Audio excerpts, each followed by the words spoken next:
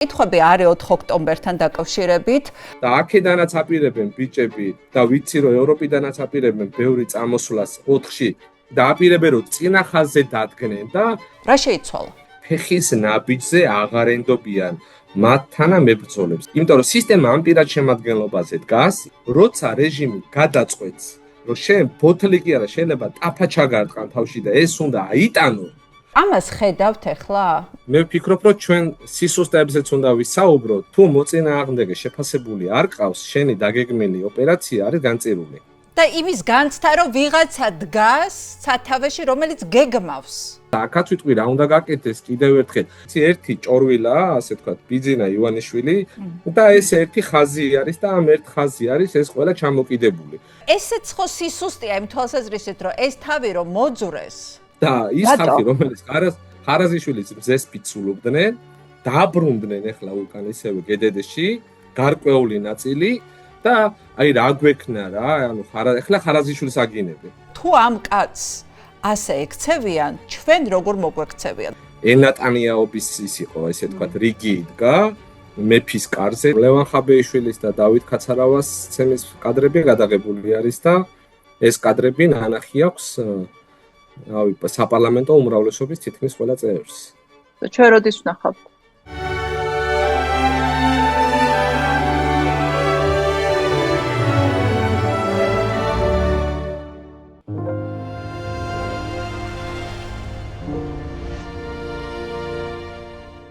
მოგესალმებით, ვიწყებთ გადაცემას, ეს არის აქცენტები, მე ეკა კვასიტაძე ვარ და თქვენ ხართ პლატფორმაზე მისმინე. რამდენიმე დღის წინ ქართული ოცნების პროკურატურა წოდებულმა ორგანომ საარაკო რაოდენობის ფულის გათეთრებაზე თავისი პირით მოგვაწოდა ინფორმაცია.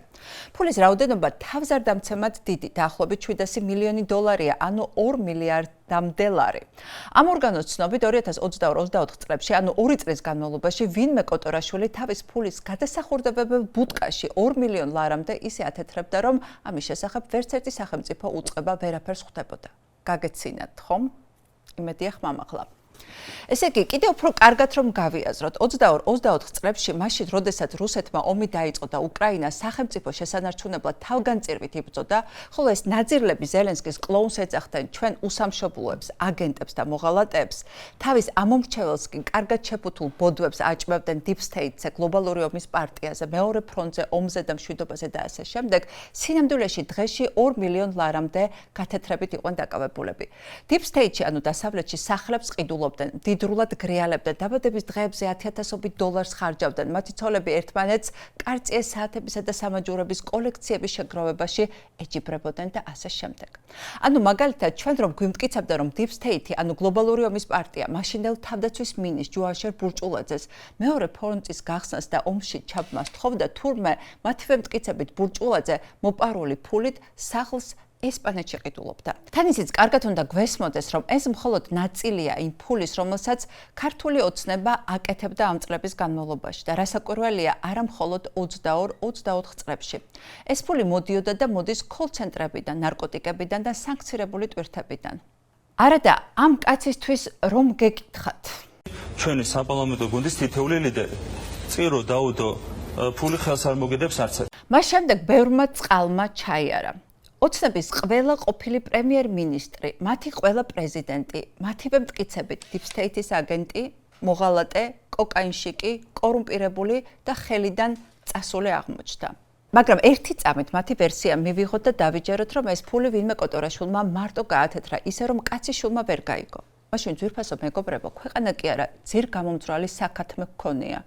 ხო და ესენი გვიმტკიცებენ, რომ ვართ ის ერთადერთი ძალა, ვინც ძლევამოსილ Deep State-ს მოუგო.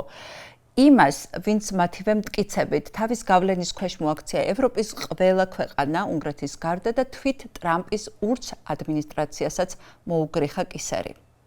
ხო და ვინც ამ პროპაგანდას ჯერ კიდევ ვიჯერებთ, მე არ გეტყვით, რას ფიქრობთ თქვენზე, თავად მიხვდით ამ პროპაგანდის დამჯერებლები ვინ გამოდიხართ. იმაზეც დაფიქრდით, ჩელეყურვას დასმული კითხვისა არ იყოს, თუ ყველა პრემიერი, მინისტრი, მინისტრის მოადგილე, აჭარის ლიდერი, მათივე პრეზიდენტები, ყველა მოღალატე და კორუმპირებული იყო, რა ეტაპზე იყო ქართული ოცნება კარგი და პატრიოტი ხელისუფლება. იქნებ რომელიმე ქოცი მოვიდეს და ამ სტუდიაში ეს ამბავი აგვიხსნას. მოკლედ, ივანიშვილის რეჟიმის კორუფციული გახრწნილობა და მათ მიერ ჩადენილი უსამართლობა იმდენად დიდი და მასშტაბურია, რომ არ არის გასაკვირი, გაბრაზებული ადამიანები უდიდეს იმედს ამყარებენ 4 ოქტომბერზე. ამიტომ ჩვენთვის დღეს ძალიან მნიშვნელოვანია ყველა კითხვა დავსვათ ამ თარიღზე და დღეს უკეთეს სტუმარს ვერ ვიპოვიდით, ვიდრე ირაკლი შაიშმელაშვილია, რომლის ბოლო ინტერვიუები აღმოჩნდა ძალიან შთამბეჭდავი, თუმცა ეს ინტერვიუ აღმოჩნდა ალბათ ერთ-ერთი ყველაზე საინტერესო, რომელიც როდესმე მასთან ჩაწერილა. ირაკლი, მოგესალმები, მადლობა რომ ხარ ჩვენთან ერთად. მე ხა თვალი გადავავლე თქვენს ინტერვიუებს მას შემდეგ, რაც საჯაროდ გამოჩნდეთ საქართველოსთან წახვედით და ინტერვიუებს იძლევით. და ერთი დინამიკა მეცა თვალში, რომ ბოლო ინტერვიუებში უკვე ლაპარაკობთ როგორც პოლიტიკური ლიდერი.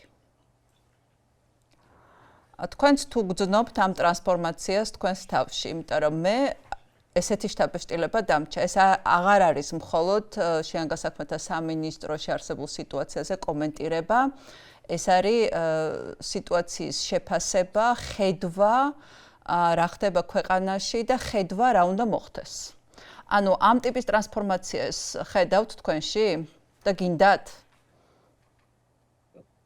მოგესალმები ეკა და მივესალმები თქვენს მსმენელს და მადლობა ეს კომპლიმენტისთვის, თუმცა ამაზე არასდროს არ მეფიქრია და არც ცოტა უცხო არის ეს, იმიტომ რომ ტრანსფორმაციას რაც შეეხება ზოგადად კი მქონდა სამსახურში, როდესაც მუშაობდი სამინისტროში, შეხება ჟურნალისტებთან, რაღაცა ჩაწერები იყო, გადაცემები იყო, მაგრამ მაინც ხო ხდებით, ანუ ტელევიზიებთან მუშაობა მით უფრო პირდაპირი ეთერები გარკვეულად სტრესს მოიცავს და პასუხისმგებლობას და ასე შემდეგ და თავიდან თუ ძალიან ნერვულობდი და ღელავდი, ნელ-ნელა რაღაცა ეს ნებათა ღელვა და ეს რაღაცა ამ ემოციების მართვა შევძელი, მეტი არაფერი, თორე როგორც პოლიტიკა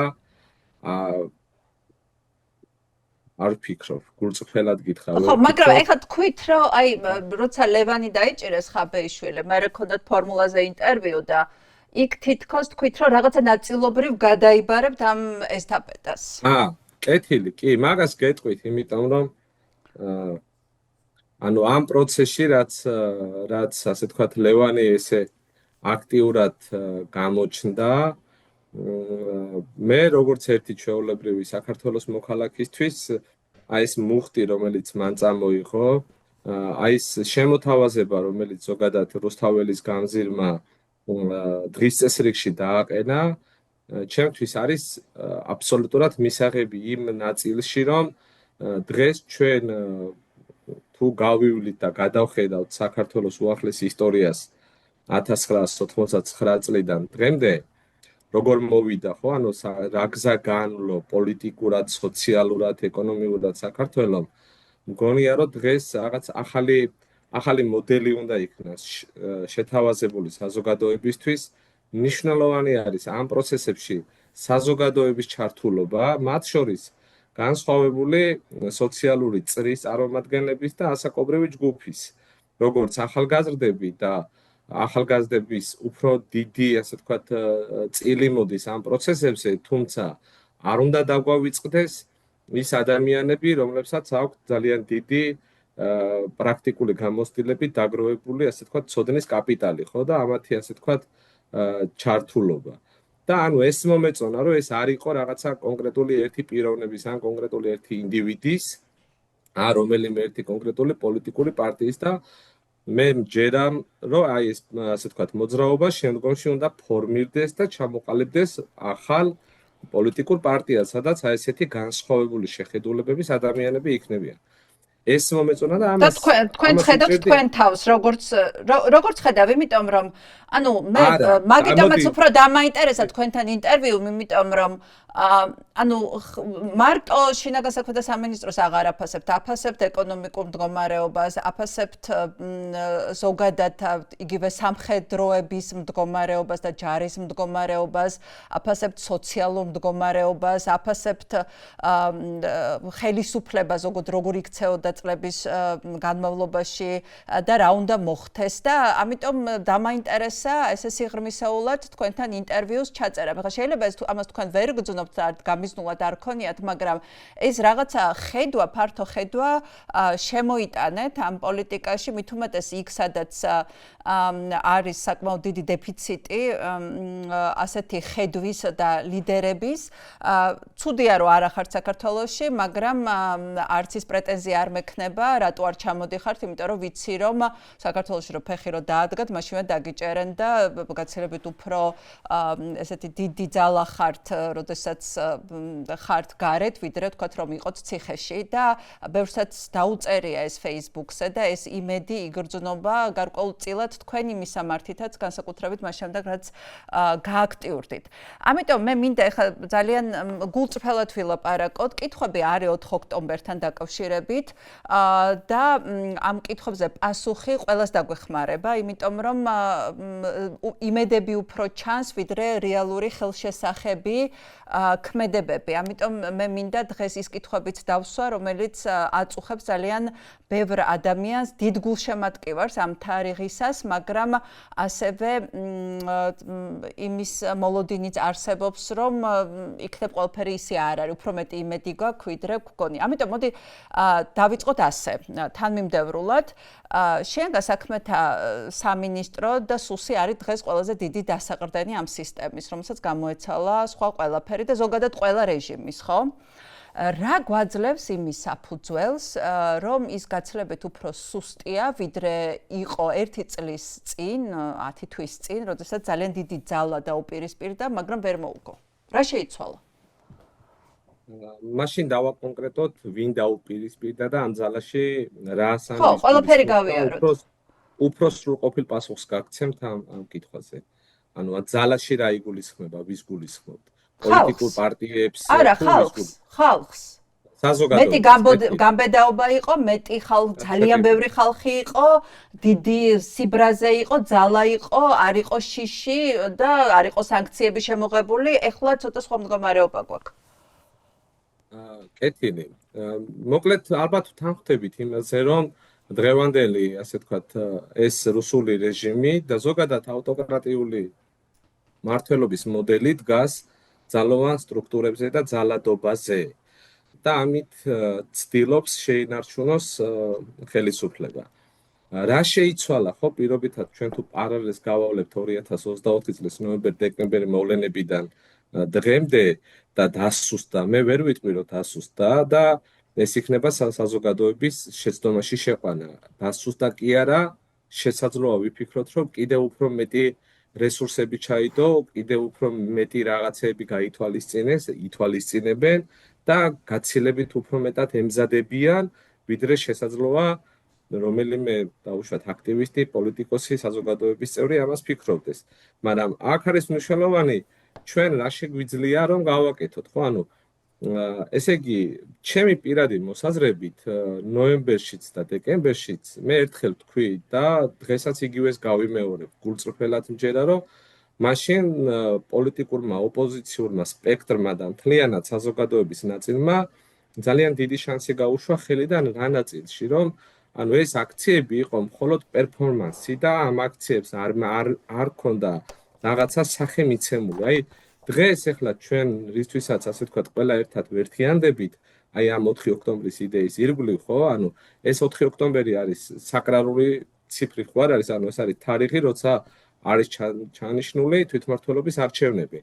და ჩვენ გვინდა რომ ამ დღეს ამ რუსულმა რეჟიმმა კიდევ ერთხელ არ გააფორმოს ავტოკრატია, კიდევ ერთხელ არ შეძლოს, ასე ვთქვათ, დიქტატურის ერთი ნაბიჯი წინ წაწევა და ასე შემდეგ.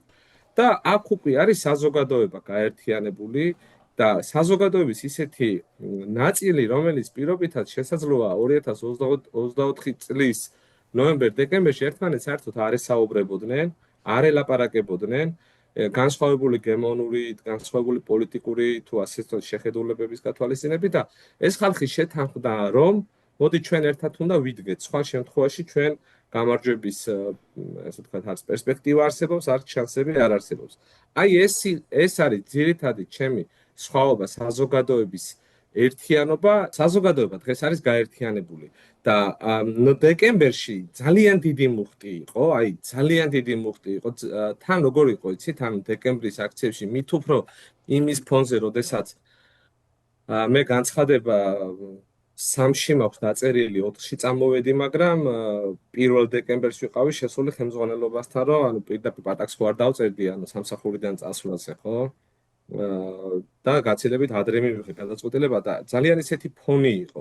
აი ის სიტუაციაში, აი ის მუხტი, საზოგადოების აი ის მუხტი, ერთიანი პოზიცია. ანუ დღესაც პირობითად ვინმესთან რომ მაქვს დიალოგი, თუნდაც აი ამ 4 ოქტომბერთან მიმართებაში, რა უნდა იყოს, ხო? ანუ დაუშვათ წაყენებული პირობა ხელისუფლების მიმართ, ხო? ანუ რა პირობები უნდა იქნეს წაყენებული.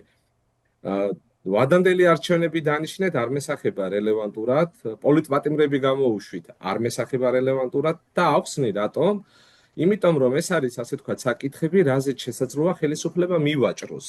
და გითხრას, რომ დაუშვათ 2025 წლის დეკემბერში გინიშნავს საპარლამენტო არჩევნებს. მერე ან დაუშვათ შეიძლება გამოუშვას როგორც ჯაფარიძე და ხაზარაძე გამოუშვეს, ისე ნებისმიერ პოლიტპატიმარს გამოუშვებენ, მაგრამ ამით ხომ სიტუაცია არ შეიცვლება. ირაკლი, მოდი მაგაზე ერთი წამით, ეხლა ყველაფერს უნდა გავყვეთ ძალიან წვრილად, რაც თქვით, ის უნდა გავიაროთ ჯერ. ესე იგი, მოდი დავიწყოთ შეიარაღო საქმეთა სამინისტროში რა ხდება ამ ხნის განმავლობაში, როგორი დინამიკაა. ამისათვის მე მაინც დამჭირდება გავიხსენოთ პირველი დიდი გამოსვლები, როდესაც ხელისუფლებამ უკან დაიხია. იმიტომ რომ ეს დინამიკა მეტნაკლებად სრულყოფილი იყოს. მაშინ იყავით იქ ჩართული იქნებოდეთ პროცესებში ბოლომდე, მაშინ ეს იყო პოლიტიკური წელს გულის, ხო? კი, მარტის აქციები, როდესაც უკან დაიხია რუსულ კანონთან დაკავშირებით. აი, მაშინ ეს ანუ მზაობა არ იყო შინაგან საქმეთა სამინისტროში, რომ ეს პროცესები, ანუ დაპირისპირებოდა ისე ხალხს, როგორც დაუპირისპირდა უკვე 24 წელს, თუ ეს იყო პოლიტიკური გადაწყვეტილება. და რა შეიცვა, ხო, აი, აქედან დავიწყოთ, მოდი. არ იყო პოლიტიკური გადაწყვეტილება, არანაირად პოლიტიკური გადაწყვეტილება არ იყო, უბრალოდ ხელისუფლება არ ელოდა საზოგადოების ამხელა მუხტს და არ ელოდა საზოგადოების ესეთ ერთიანობას, ესეთ პრინციპულობას, აი ამას წააწყდა და ესეთი 2019 წელს იხილა საქართველოს მოსახლეობამ გავრილობის ეგრეთ წოდებული ღამე როცა იყო, როცა მთლიანად ასე ვთქვათ, ერი და ბერი გამოვიდა, ხო, ქუჩაში და ძალიან კაფიოთ, უბრალოდ მე პროცესები წავიდა უმართავი და ასე შემდეგ და ძალიან ცუდად დასრულდა. მათ შორის 2020 ისე მაშინ ვინ მიიღო გადაწყვეტილებას სროლის, ტყუების სროლის? დათვის ტყუების სროლის.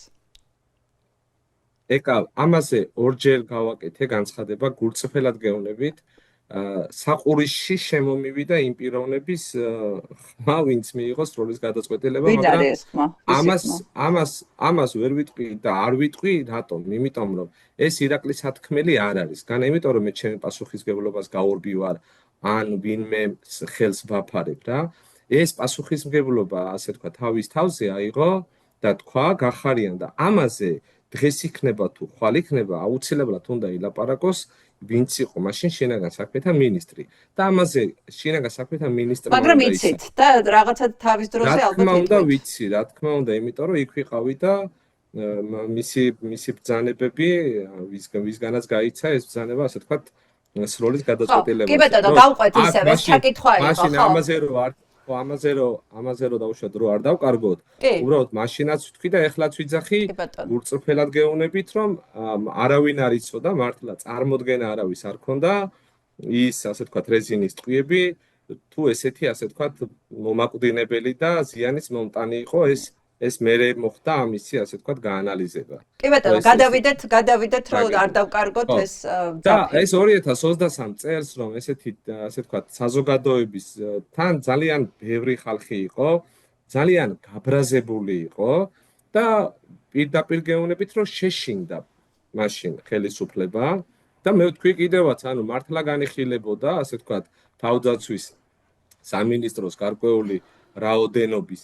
მე არ ვიცი კონკრეტულად პირობითად თავდაცვა მინისტროში რომელი ბრიგადის ან რომელი ქვედანაყოფის ან რომელი ბატალიონის ან ასე შემდეგ, მაგრამ რომ მიიღეს ასე თქვა წინააღმდეგობა ამაზე 23-ზე ვლაპარაკობთ, კიდე დავაზუსტოთ 2023 წელს ვლაპარაკობთ, დიახ.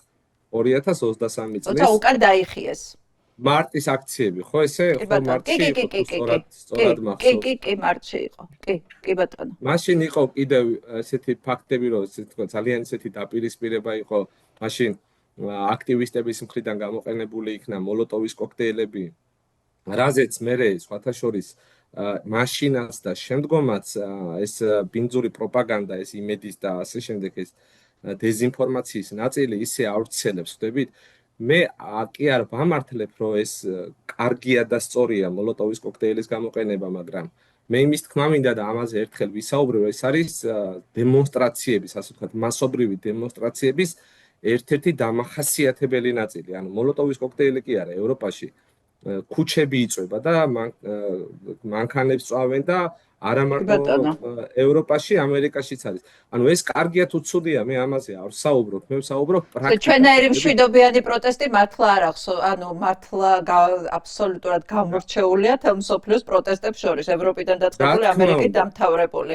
ამერიკაშიც და ევროპაში მაღაზიებს ჭედავენ მთლიანად საფარით, იმიტომ რომ იწვება, მე არ მომწონს ეს საერთოდ არც რაც პარიზში ხდება, თუნდაც ეხლა და საფრანგეთის სხვა ქალაქებში და ბუდმივად ხდება დემონსტრაციების დროს, მაგრამ უნდა აღვნიშნოთ, რომ ჩვენთან რომ მშვიდობიანი დემონსტრაციებია, ისეთი მე მგონი არსად არ არის.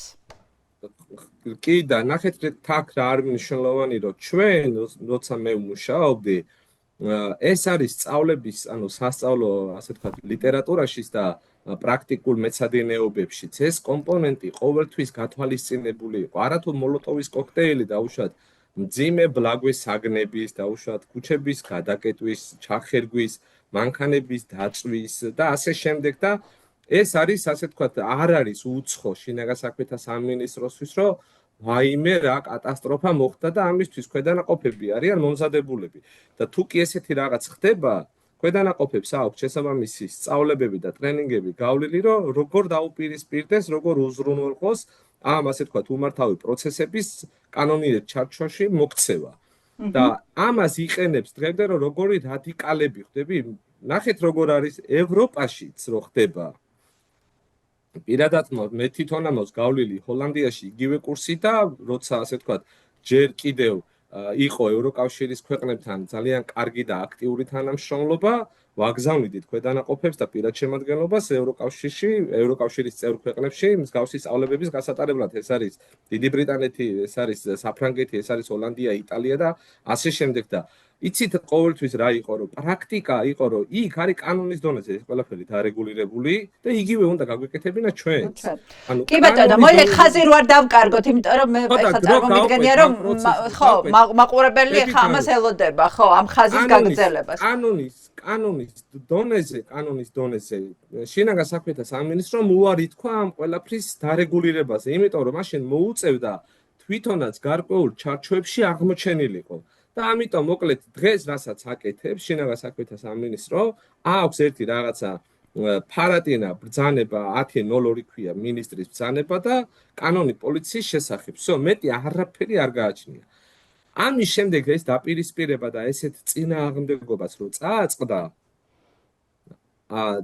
გნებავთ ამოიღეთ წინა საარჩევნოდ ბიძინა ივანიშვილის ინტერვიუ TV იმედთან და პირდაპირ იძახის, რომ ჩვენ მაშინ მზად ამისთვის არ ვიყავითო. აი ზუსტად ამას ციტირებას ვიკეთებ. და იქიდან მოყოლებული სასწრაფო წესით იწყება განსაკუთრებულ დავალებათა დეპარტამენტის საშტატო ასე ვთქვათ, რიცხოვნობის ზრდა და დაამატეს არანორმალური რაოდენობის ადამიანები, გააკეთეს აბსოლუტურად ქაოტური შტატები, რომელიც ამაზე მაშინ ლევანთანაც საუბრობდი, რომ ჩამწერა ხაბეიშვილმა, ანუ რო არ მოხდეს ასე ვთქვათ, გამეორება იგივე საკითხის, ნუ მიიღეს და დაიწყეს უკვე აქტიური მზადება, როგორც მე აღმოვაჩინე 2024 წლის არჩევნებისთვის. 2024 წლის ივნისში უკვე იქნა შესყიდული საიდუმლო ბრძანებით და გადაუდებელი აუცილებლობით წყლის ჭავლის მანქანები, რომელიც იყიდეს ჩინეთიდან და თურქეთიდან და პირდაპირ ინდიკატორი იყო, რომ ესენი ემზადებოდნენ არჩევნების გასაყალბებლად, არჩევნების შედეგების დასაწერად. არჩევნების მარტო ეს რაოდენობრივი ზრდა არა.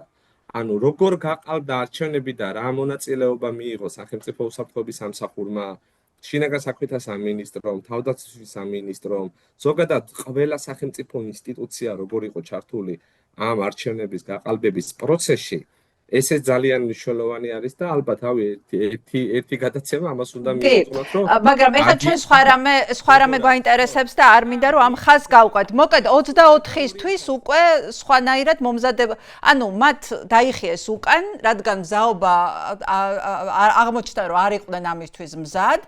და მოემზადნენ და შესაბამისად მეორედ შემოიტანეს ეს რუსული კანონი და შესაბამისად არჩევნების გაყალბების შემდეგაც ხალხის გამოსვლისთვის უკვე სხვა მზაობა იყო.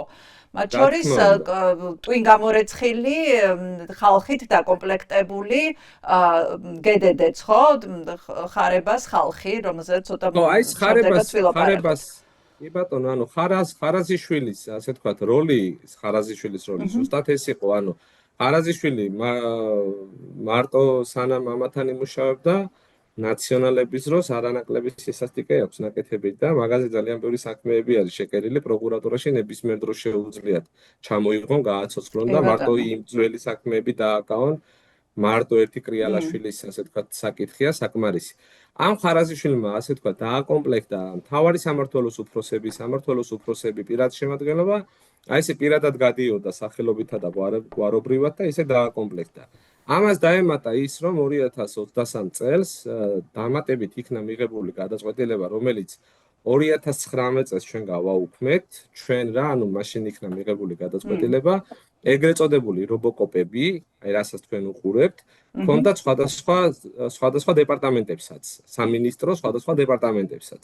და მაშინ იქნა მიღებული 2019 წელს გადაწყვეტილება, რომ მხოლოდ დარჩენილი იყო განსაკუთრებულ დავალებათა დეპარტამენტში, ვინაიდან სპეციალური ღონისძიება ქვია, ანუ სპეციალური ქვედანაყოფები ქვია მათ, ეს არის ძალიან სენსიტიური, ძალიან ფაქიზი, ძალიან საპასუხისმგებლო შესასრულებელი ამოცანა, იმიტომ რომ ერთი მხრივ უნდა უზრუნველყო შენ როგორც კანონიერების ფარგლებში იმოქმედო, მეორე მხრივ უნდა შეძლო, რომ არ იქნეს დაზიანებული შენი ქვეყნის მოქალაქეები, არ იყოს დაზიანებული შენი მოქალაქეების ინტერესები და არ იქნეს დარღვეული კანონი.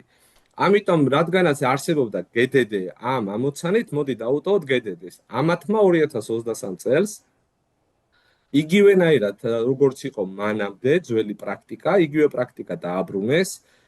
ეს რობოკოპები მისცეს როგორც ცენტრალური კრიმინალური პოლიციის დეპარტამენტს, ქალაქ თბილისის პოლიციის დეპარტამენტს, დაუბრუნეს ისევე ეს ფუნქცია დაცვის პოლიციის დეპარტამენტს, ობიექტების დაცვის, ანუ ხვდებით, ანუ ძალიან ბევრ დეპარტამენტში მე მოხდა იქაც შტატების ზრდა და ანუ აქტუალურად მე იქნა მიღებული გადაწყვეტილება, რომ ამ ხალხისთვის გაგვეტარებინა სწავლება. როგორც ახლა ჩემი სამმართველო იყო პასუხისმგებელი და დამევალა სამთვიანი გეგმა მქონდა მომზადებული, ანუ რომ 3 თვეს ჭირდება დაახლოებით ამას. ჩამომაშორა ხარაზიშვილმა ამ პროცესებს, რა 3 თვეო და მის ასე ვთქვათ, ხალხს დაავალა საერთოდ პროცესებიდან გამიყვანა, გამწია, საერთოდ არაფერში არ ჩამთო, დობის თუ რა, როგორც არასანდო ელემენტი. ხო. მე ხო წერამ საუბრობდი, ანუ ეს ჩემი მათთან ასე ვთქვათ, ეს ურთიერთობა 2024 წლის 4 დეკემბერს დაპირისპირება არ ყოფილა გასილებით, ადრე დაიწყო მათთან ჩემი ასე ვთქვათ დაპირისპირება, შეუთავსებლობა, შეუთანხმებლობა და ასე შემდეგ. და ბოლოს იყო ის რაღაცა პიკი, როცა მიაღწია და მე წამოვედი. და გააკეთა ერთკვირიანი, მისი ნდობით აღჭურვილ პირებს დაავალა და ერთკვირიაში გადაამზადეს აი ეს რაც ჩამოგითვალეთ, ეს ყველა ირაკლი, ერთი კითხვა მაქვს. მეც მქონდა ესეთი შეხება ამ რობოკოპებთან. და ორი შტაბ-შტილება დამრჩა. ერთი დამრჩა შტაბ-შტილება, რომ რაღაცნაირ დიდი პატივისცემა ჰქონდათ ამ ხარებასი. ეხლა რატო ამ კითხავს მე გამოჩნდება რა. და რაღაცნაირად მათთვის იყო მისაბაძი კაცი და მეორე შთაბეჭდილება აი ეს ცნობილი კადრებია ნუ ხო მონახა ძალიან როცა მარტო მოვეკეცი ამ რობოკოპებში ვარაზის ხევში და იქ აი ძალიან ჩემთვის ძალიან ნათელი გახდა რომ არსებობს ორი ტიპი ამ ხალხში ხო არიან აი ზრდილობიანი რაღაცნაირად პროფესიონალები და არიან ძალიან აი ფაქტობრივად შთაბეჭდილება დამჩა რომ ამ ხალხს აღამოს ტროლბოტება დამუშავებდნენ და საზიზღრობებს აწერინებენ იმიტომ რომ აი ძალიან კარგად გამოიკვეთა ეს კონტრასტი აი ის ნახევარ საათში ჩემთვის რაც აი ამ მათ გარემოცვაში გავატარე ხო აი ესე იგი ხარებასადმი ერთგულება რაღაცა ერთ ილუზია იყო ჩვენი თუ ეს ნამდვილია და რას ეყრდნობოდა და ეს განსხვავებული ხალხი ერთი დავალების შემსრულებელი ეთილი ვეცდები რომ აგიცნათ რამოდენიმე ყველაზე ვერ ვიტყვი რამოდენიმე ადამიანი შეიძლება არსებობდეს რომელიც ხარებას ასე ვთქვათ ერთგულებად დღემდე რჩებიან და დაუშვათ ხარება ყავთ ღმერთზე მაღლა დაყენებული მაგრამ აი ეს ძირითადი ასე ვთქვათ ხარებას სასტავი მოდი ესე ჟარგონს გამოვიყენებ რომელიც შედგებოდა დაახლოებით 200 ადამიანამდე და რომელიც მანამდე ითვლებოდა ხარებას უსიტყვოდან მართლა ასრულებდნენ ხარებას დავალებებს უსიტყვოდ და კითხვას არ სვავდნენ და მზად იყვნენ ნებისმიერი საკუთარი მშობელს მოკლავდნენ არანაირი ერთგულება ამათ ანუ მე ხომ მქონდა ამათთან წლების განმავლობაში შეხება ესენი არიან ყველაზე საზიზღარი ადამიანები ვინც კი ოდესმე მე ცხოვრებაში მინახავს მთელი ჩემი 22 წლის განმავლობაში ჩამშვებები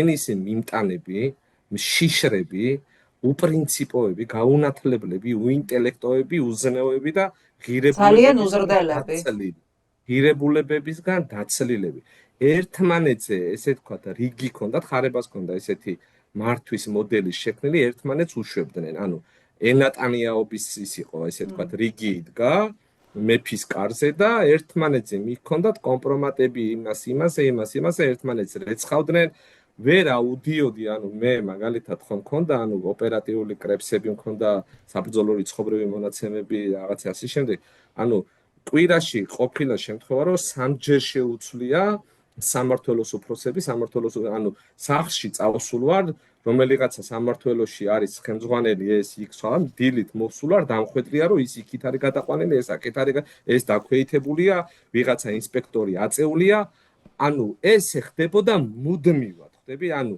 ესე იგი ხარებასთან მივიდოდნენ ვიღაცას ჩარეცხავდნენ ანუ ისი თქმა მინდა რომ დაინახოთ თქვენ რა მოდელზე ქონდა აგებული მათთვის აბსოლუტურად არაფერი ძვირფასი ღირებული არ იყო გარდა ფულის გარდა პრივილეგიების და გარდა იმ მომენტში ძალაუფლების აი უნახავმა რა ნახა აი ეს დაემართათ აი ამ ადამიანებს და ამით ხარაზიშვილი სარგებლობდა იმიტომ რომ ისინი იყვნენ აბსოლუტური მონები და რატო ვიძახი რომ ეს ადამიანები უპრინციპოები იყვნენ ხარაზიშვილი რო წავიდა ეს ხალხი ხო გაყვა ძალიან ბევრი გაყვა ციფრებში არ ვიცი მაგრამ უმრავლესობა გაყვა ამ ხარაზიშვილს და ის ხალხი რომელიც ხარაზიშვილის მზეს ფიცულობდნენ დაბრუნდნენ ახლა უკან ისევე გედედეში გარკვეული ნაწილი და აი რა გვექნა რა ანუ ახლა ხარაზიშვილს აგინებენ ანუ ხარაზიშვილის დროს წინამორბედებს და ანუ რისი თქვა მინდა ესენი არიან ეს არის საზოგადოებისთვის ადრე ვთქვი ეს არის საზოგადოებისთვის საშიში ფენა ესეთი ადამიანები ანუ რო დავაკონკრეტოთ ვინც კონტროლზე უნდა იყოს აყვანილი და მეორე რაც თქვენ თქვით ხო და შევხვდით და ბევრჯერ ვიძახი საკუთარ თავზე გამოვიარე ასე ვთქვათ აქეთ მხარეს მდგარი აქტივისტების ზიზღი და აგრესია და დღემდე გრძელდება მინდა გითხრათ ეს მაგრამ მე ეს უბრალოდ გამორთული მაქვს ტვინში და ამას ყურადღებას არ ვაქცევ ანუ ჩემთვის ამას არსებითი მნიშვნელობა არ აქვს ხო ანუ ყველა ესეთი არ არის ხდებით არ შეიძლება ყველა ერთ კვაფში მოხარშო იმიტომ რომ სისტემა არის ძალიან დიდი მათ შორის განსაკუთრებულ დავალებათა დეპარტამენტი რო არ დავასახელო, იმიტომ რომ მე მგონი ისევ დაგრიფეს და ამაზე რომ რაღაც არ შეიქმნას, რაღაცა X რაოდენობა ხო არის. აქედან ყველა ესეთი არ არის, ეკა დამიჩერეთ, იმიტომ რომ აქ არიან ბიჭები, რომლებიც არათუ 2 წელი და 3 წელი, 20, 22 წელი, 25 წელი, 27 წელი ამ სისტემაში მუშაობენ და მოყვებიან და ზოგი არის გარკვეული ადამიანები, მე მწყავდა კოლეგები, რომლებიც თანამშრომლები აფხაზეთის ომი ჰქონდათ გამოვლილი იმ ადამიანებს. შესაბამისად, ესენი არიან სხვა ღირებულებების, სხვა მორალის, სხვა ფასეულობების, ამათვის სამშობლო, ამათვის ქვეყანა, ამათვის ფიცი, სხვა რაღაცას ნიშნავს, მაგრამ დღეს რომ სისტემაში მუშაობენ, იმას არ ნიშნავს, რომ ხარაზიშვილის ეტრფიან, ხარაზიშვილის პოლიტიკა მოსწონთ, დღევანდელი რუსული ოცნების პოლიტიკა და მიდგომები მოსწონთ. ეს ამას სრულებით არ ნიშნავს და ჩვენი, ასე თქვა და ჩემი გათვლა, ჩემი მოლოდინი 4 ოქტომბერს ზუსტად ესეთ ადამიანებზე დგას, რომ ეს ადამიანები მიიღებენ სწორ გადაწყვეტილებას და დადგებიან, სადაც მათი ვალია და სადაც მათი ადგილია. ანუ რა მინდა ეს მათ შორის ჩემთვისაც გავარკვიო. ხარებას წასვლა მაშინ გამოდის რომ ვერ დაასუსტა შინაგან საქმეთა სამინისტრო. ხო, არა, ხარებას ასვლა შინაგან საქმეთა სამინისტროს დასუსტებას ნამდვილად გეთანხმებით. არ ნიშნავს და ძალიან მცდარი მოსაზრებები იყო რომ გავრცელდა და ავრცელებდნენ რომ ხარაზიშვილი უბრალოდ მოისროლეს, აი პირდაპირ ამ სიტყვის მნიშვნელობით. ხარაზიშვილის შეპირებულები იყვნენ და აბრუნებდნენ სახელმწიფო უსაფრთხოების სამსახურის ასე ვთქვათ ანტიტერორისტულ ცენტრში, შავნაბადას, ცნობილი შავნაბადას ქვედანაყოფზე, მაგრამ დღემდე სახლში ზის და ხარებას წასვლით არ შეიძლება იმის თქმა, რომ შინაგან საქმეთა სამინისტრო დასუსტდა. არ დასუსტებულა, უბრალოდ ეს ასე ვთქვათ მთელი ასე ტალახი, ეს ასე ვთქვათ ჭუჭყი, რომელიც შინაგან საქმეთა სამინისტრომ თავის თავზე მიიღო, შეეცადნენ, რომ ეს ყველაფერი შიდა კულუარებში ამას მამაღლა არ იძახიან, მაგრამ აი შიდა საუბრებს გეუბნებით, როგორც კი მოიყვანეს ეს ახალი დირექტორი, მერე პირადი შემადგენლობა შეკრიბეს, თითქმის ყველა თათბირზე ამაზე იყო, რომ ხარებამ გაგვიფუჭა, ხარებამ გააფუჭა, ხარება, როცა მაშინ ხარებას ზეს ფისულობდნენ, მერე წავიდა ასე ვთქვათ ხარებას გაშავება. არაფერი, უბრალოდ მხოლოდ ხარება მოისროლეს პირდაპირ ამ სიტყვის მნიშვნელობით. მაგრამ ის ასე ვთქვათ მავნე პრაქტიკა, ის მავნე სისტემა, ის ასე ვთქვათ პირადი შემადგენლობის ასე ვთქვათ გამოყენების ალბათობა ისევ არსებობს და დარწმუნებული ვარ, რომ აუცილებლად ესენი არიან აგონიაში. არა, ერთი წამი, აი სანამ აგონიაზე გადავალთ. მოდი, ამაშიც გამარკვიე. საერთოდ აქვს თუ არა მნიშვნელობა ასეთ სამინისტროში ამ ვერტიკალის შეცვლას? ეს მაინტერესებს როგორც შინაგან საქმეთა სამინისტროში, ასევე სუსის სამინისტროს, ასევე სუსის შემთხვევაში, იმიტომ რომ ჩვენ ვლაპარაკობთ ორი კაცის წასვლაზე, გომელაური და ლილუაშვილი და მანამდე ღარიბაშვილი იყო ხო, როცა ავტორიტეტი, რომელსაც ჰქონდა ეს რაღაცა ვერტიკალი აწყობილი, ხო? აი ესეთ დროს, როდესაც მიდის მინისტრი, თან ცუდად აგდებენ და რაღაცა ვერტიკალის რაღაცა ვთქვათ ამ შემთხვევაში მიყვება ხარება გომელაურს, როგორც მეგობარს. ამ შემთხვევაში რა ხდება სამინისტროში? ანუ არის თუ არა ეს რყევა თუ არაფერი არ იცვლება? ესეც მინდა რომ ვიცოდეთ. კი. არანაირი რყევა არ არის, არაფერი არ იცვლება და რატომ არ იცვლება? ეს არის ძალიან მავნე პრაქტიკა, რომელიც ამათმა შექმნეს. ესენი რომ მოვიდნენ 2012 წელს და იძახდნენ რომ რაღაცას გავაუმჯობესებთ, კი არ გააუმჯობესეს.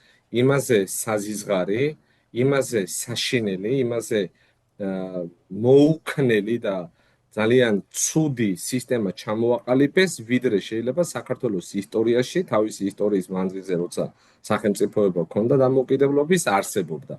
იმიტომ რომ ამათმა შექმნეს ცენტრალიზებული მართვის მოდელი.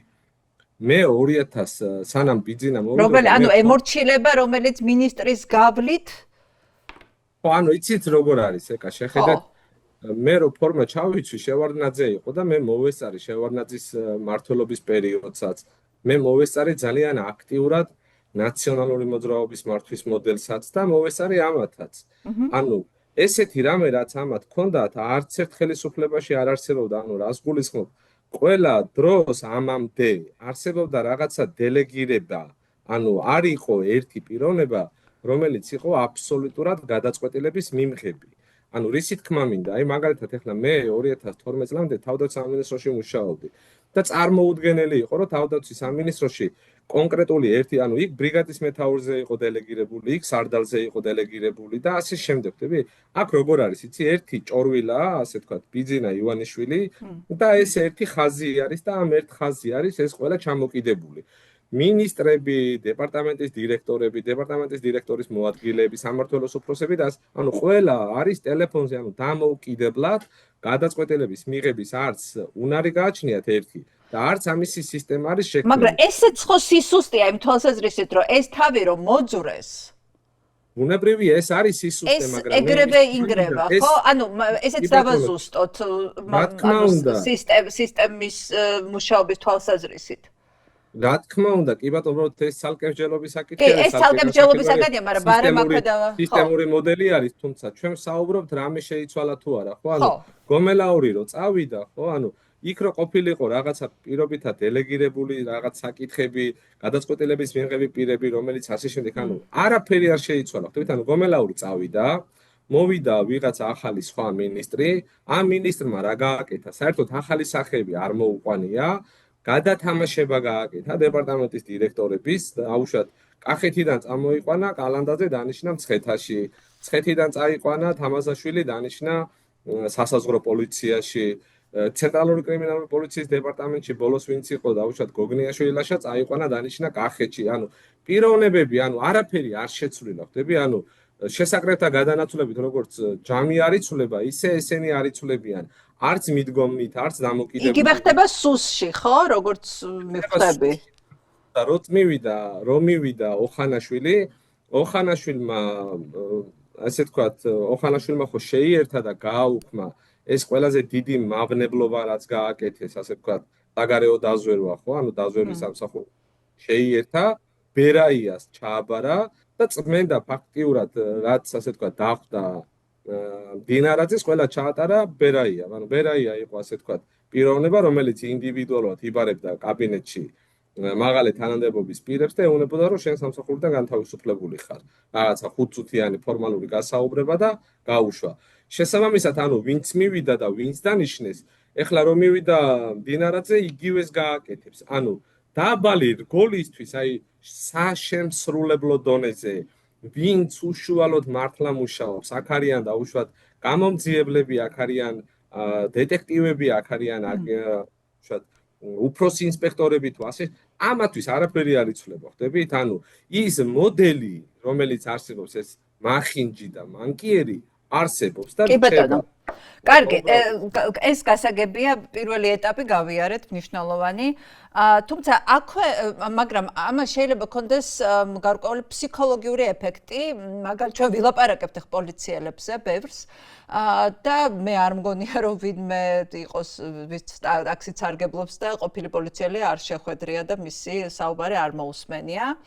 მე ჩემხვდა ესეთი პოლიციელი, რომელმაც თქვა, რომ აი რაღაცა როგორც კი პენსიაზე გავედიო, ეგრევე წამოვედი, იმიტომ რომ შეუძლებელი იყო უკვე იქ მუშაობა, რომ კრიმინალური პოლიცია ფაქტობრივად თავის ფუნქციას ვერ ასრულებს, ძალიან დემორალიზებულია ხალხი და მან მითხრა ესეთი რაღაცა, რომ აი ხარებას ამბავმა ძალიან ცუდი ფსიქოლოგიური ეფექტი მოახდინა პოლიციელებზე, რომელმაც თქვეს, რომ თუ ამ კაცს ასე ექცევიან, ჩვენ როგორ მოგვექცევიან. მოდი აი ფსიქოლოგიურ ეფექტზე. აი თუ კაცი, რომელიც აი გომელაური და ლილუაშვილი, ყველაზე და ღარიბაშვილი, აი ყველაზე ახლო გარემოცვა ივანიშვილის, თუ ისე გადააგდეს, რომ დღეს ვერც კი ბედავს მაგალითად კალაძე, რომ თქვას, რომ დღესაც ჩემი მეგობარია ღარიბაშვილი და შეიძლება ხვალ და ზეგ ღარიბაშვილის დაიჭირონ, ლილუაშვილის და გომელაური არ ვიცი, ჩუმად არის, რამდენადაც მე ვიცი, მე მგონი მას ეს საფრთხე არ ემუქრება, რომ ყველა ფიქრობს, რომ აი მაშინ აი მეც გამწირავენ, ხო, მე ვიღავარ. კი ბატონო, ძალიან კარგ საკითხს შეეხეთ და აი ვეცდები, რომ თანმიმდევრულად და კარგად აქვს არა მარტო შინაგან საქმეთა სამინისტროში, არამედ სახელმწიფო უსაფრთხოების სამსახურშიც და თავდაცვის სამინისტროშიც. იმიტომ რომ ჯუანშენ ბურჭულაძე იყო პიროვნება, მაგალითად, აი თავდაცვის სამინისტროდან რო დავიწყოთ, ჯუანშენ ბურჭულაძე იყო პიროვნება, რომელიც მინისტრი, რომელიც ძალიან უყვარდათ და რატო უყვარდათ? იმიტომ რომ ეს ციკოლია საათები, აიფონები, იარაღები, პრემიებით, ასე თქვათ, განებივრებული ყავდა, ასე თქვათ, მაღალი რგოლის თანამდებობის პირები. ჯუანშენ ბურჭულაძეს სადღეგრძელო სკამზე ასულები სვავდნენ და ჯუანშენ ბურჭულაძეს კეიფი უყვარდა და მოკლედ რესტორნებში, ბუნებაში რო გადიოდნენ მაგალითად ბუნებაში საკეიფოთ ლოკაციებს არ დავასახელებ, კეტავდნენ მიმდებარე ტერიტორიას და იმ სკამზე და მაგიდაზე ასული სარდლები და ბრიგადის მეთაურები და ასე შემდეგ ჯუანშენ ბურჭულაძეს სადღეგრძელო სვავდნენ. და დღეს ჯუანშენ ბურჭულაძე ძის ციხეში კორუფციის ბრალდებით. ეს არის დემორალიზება თავდაცვის სამინისტროსთვის, ეს აზიანებს თავდაცვის სამინისტროს რეპუტაციულ იმიჯს, აზიანებს. ეს აჩენს ბზარს პირად შემადგენლობაში, აჩენს. უბრალოდ რა არის, იცი, ის ძირითადი მართველი რგოლი, როგორც თავდაცვაში სუსი არსებითი მნიშვნელობა არ აქვს, ამათ ვისაც აკომპლექტებენ ამ ადამიანებს, ამათმა იციან, რომ დროებით არიან ესენი, აქვთ უზარმაზარი, ვერ აგიღწევთ რა რაოდენობის თანხებზე არის საუბარი. ანუ ერთი ტევ პირველი და ფორმულა, რომელიც რაღაც კვირაში ერთხელ საგამოძიებო ჟურნალისტიკას აკეთებენ, არ ეყოფათ მათი რესურსი, რომ გააშუქონ ამ ადამიანების, ასე ვთქვათ, კაპიტალი და დაგროვილი სიმდიდრე, რაც ამ ადამიანებს აქვს. და ეს ადამიანები უბრალოდ ნახეთ როგორ არის, ანუ კი არ წდებიან ის წინით, მაგრამ რომ მიდიან და რომ წავლენ და რომ იციან რომ წავლენ, მიდიან ძალიან დიდი თანხებით, ხვდებით? ანუ აი დღეს ეხლა აი პირობითად აქ შეერთებულ შტატებში ბიჭებს რო ხვდები და ვესაუბრები და ველაპარაკები და უკან რო ვიხედებით, ხომ? ანუ რავი, მე პირადად ხო, ეხლა ერთადერთი სახლი მაქვს და ისიც იპოთეკაში დატვირთული და ისიც მომდევნო 10 წელიწადი უნდა ვიხადო, 22 წელი ფორმა მეცვა და ვერ შევძელი საკუთარი ერთი ჩემი ჭერი მქონოდა, ხვდებით? ანუ ჩვენაირი ადამიანები ასეთ ბრიყვებს ვეძახი მე ჩემ თავს და ჩემნაირ ადამიანებს, რომლებიც არა, წესიერებს ნუ დაუძახებთ ბრიყვებს. ხო, არა, ნუ მესმის, ხო, მაგრამ მაინც, ხო. პრირებულად გულისხმობ ამას და ესეთი ადამიანები არიან, რომლებიც არა სახელმწიფოებრიობაზე, არამედ საქმეზე, არა შედეგზე, არა მათი შვილების მომავალზე, არა რა უწავლენ, რას დატოვებენ, ესენი არიან, რომ აი 2 წელი ვარ და მაცადე რა თუ ჩემი ძმა ხარ, აი ხო ყოფილა საუბრები, მე არ მინდა იქ ვიღაცასთან კონფრონტაციაში შევიდე და პირისპირებაში შევიდე, ძლივს რაღაც თანამდებობა მეღირსა, რაღაც 2 კაპიკი მაქვს, იქიდან უნდა იმასთან გავიდე, ასე შემდეგ. ძალიან ბევრი რამე შეიძლება გაასკდეს კიდევ თავდაცვის სამინისტროში, ჯუანშენ ბურჭულაძეს არ ამგონია მარტო ის ტომოგრაფიის აპარატი ეხიდა. ძვირი ფასით. აპარატი, ტომოგრაფიის აპარატი ჯუანშენ ბურჭულაძისთვის. ეგ არის ზღვაში წვეთი, იქ რამდენი მილიონი არის დახარჯული მშენებლობებში. და ალბათ დაინტერესდებიან დროთა განმავლობაში და შეიძლება მივიდნენ შემდგომი აზარაშვილი იყოს და აზარაშვილიდან უკვე მივიდნენ ღარიბაშვილამდე და ანუ ეს ვერტიკალში ესე ნაწილდებოდა და ესე ასე თქვა ხრავდნენ ბიუჯეტის თანხას. კი, ანუ ფსიქოლოგიური ხო ეფექტი რო შევაფასოთ, რა არის, იმიტომ რომ ფსიქოლოგიური ეფექტი მნიშვნელოვანია ძალიან, ზოგჯერ გადამწყვეტიც კი. იმიტომ რომ რატო არის გადამწყვეტი და რატო გეთანხმებით? ხარაზიშვილი იყო პიროვნება, რომელიც იყო უყოყმანო, ანუ ხარაზიშვილი ვახოს გარდა არათუ არავის აღიარებდა, პატივს არავის არცემდა და შეურაცხყოფას აყენებდა. ყველა დეპარტამენტის ხელმძღვანელი ყავს ნაგინები, აბსოლუტურად ყველა, მათ შორის მინისტრის მოადგილეებიც. ანუ ვახოს გარდა ისთვის არავინ არ იყო და ვახო და ანუ ვახოსგანაც იყო აბსოლუტური მხარდაჭერა, ვახოსგანაც იყო აბსოლუტური გვერდში დგომა, ტელეფონის აღება და რავი, რა უნდა მოეთხოვა ხარაზიშვილს, რომ ვახოს არ შეესრულებინა. და აი ესე ბოდიში ცინგლივით მოისროლეს, ხო? ანუ იქ მომუშავე პერსონალისთვის და ისეთი პერსონალისთვის, რომელიც ეხლა კოლაბორაციაში არიან შესულები ამ რუსულ რეჟიმთან და მათი მონურმორჩილებაში არიან გადაქცეულები, მათთვის უნდა იყოს მზომი და ინდიკატორი რა ელით მათ. ანუ ხარაზიშვილი, რომელიც ყველაფერზე წავიდა ვახოსთვის, ყველაფერზე წავიდა კობახიძესთვის, ყველაფერი იკადრა აბსოლუტურად.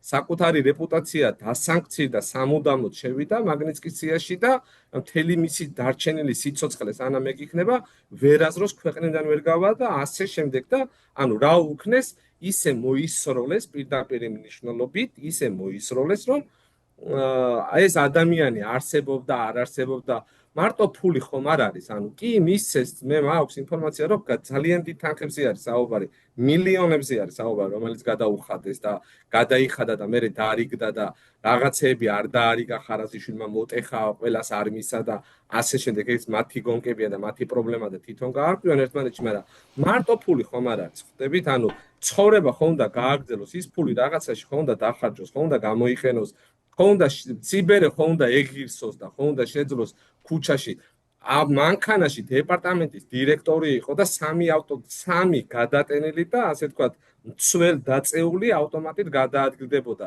რა დონეზე უნდა გქონდეს მიქარული რა დონეზე უნდა გეშინოდეს როგორი დამფრთხალი უნდა იყო რომ არ შეგეძლოს შენს ქვეყანაში მარტოს გადაადგილება და გადაადგილება თან და ესე რა ვიცი ხო გეუბნებით მაგის ასე ვთქვათ იმ ცნობილ მანქანაში სადაც ჟურნალისტები იღებდნენ ხოლმე მაგას, კარგად რო გადაეღოთ არსენალი ეტო ჩვეულებრივად.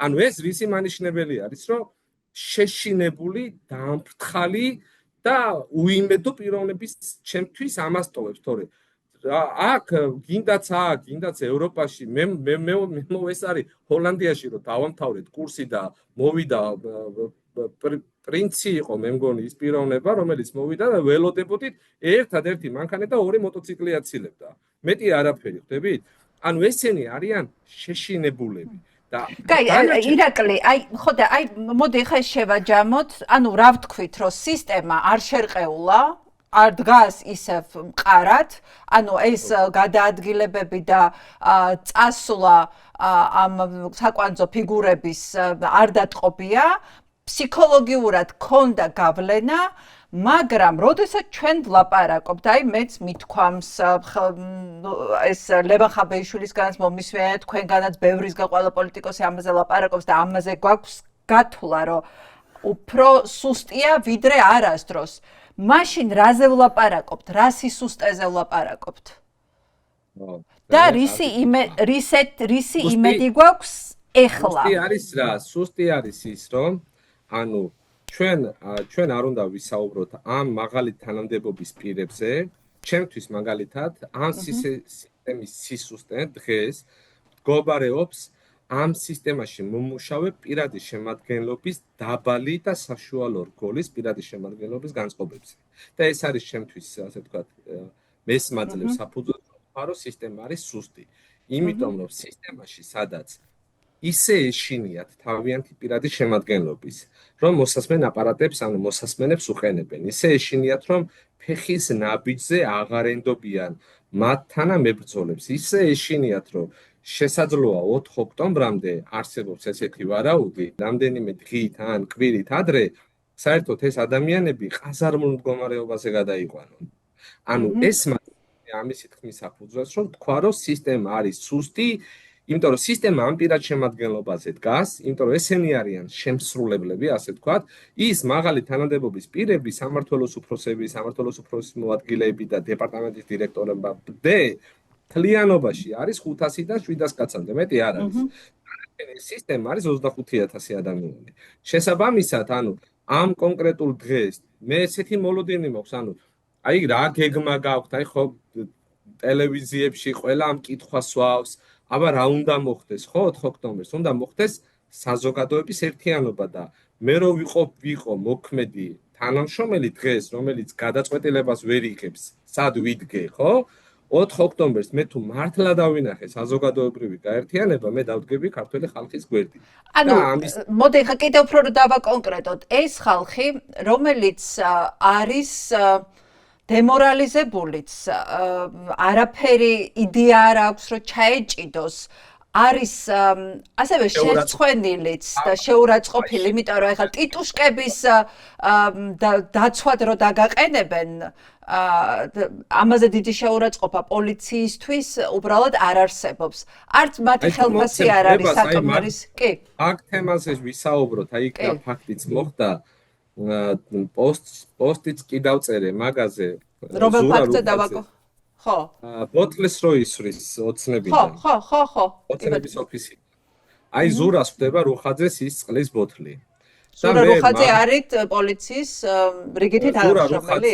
ზურა რუხაძე არის საპატრულო პოლიციის ქალაქ თბილისის მთავარი სამმართველოს უფროსის მოადგილე. კი ბატონო. და მე ზურასთან ერთად ძალიან ბევრჯერ ყოფილი ვარ აქციებში და არა მარტო ზურასთან, ყველა მაგ პირად შემადგენლობასთან, მაგ ბიჭებთან, რომლებიც მან დგანან. აი დაშვება გააკეთეთ, რომ ბოთლი კი არა. ბოთლის სახურავი კი ქაღალდი, რომელიღაცა ერთი პოლიტპატიმარი მაგაზი არის დაკავებული პარტიის ის აქვს ნასრული, ხდები? კი, რეზო კიკნაძე, კი, რეზო. ზურას უკან დგას ლაშა ჯოხაძე, რომელიც არის საპატრულო პოლიციის ქალაქ თბილისის მთავარი სამმართველოს უფროსი და რეაგირება აქვს ნოლი. მე რამდენიმე დღის შემდეგ რომელიღაც ჟურნალისტი ამას ვიდეოს აჩვენებს, რომ ეს ფაქტი მოხდაო და მე აქო კანონდარღვევას ვერაფერს ვერ ხედავ საერთოდო.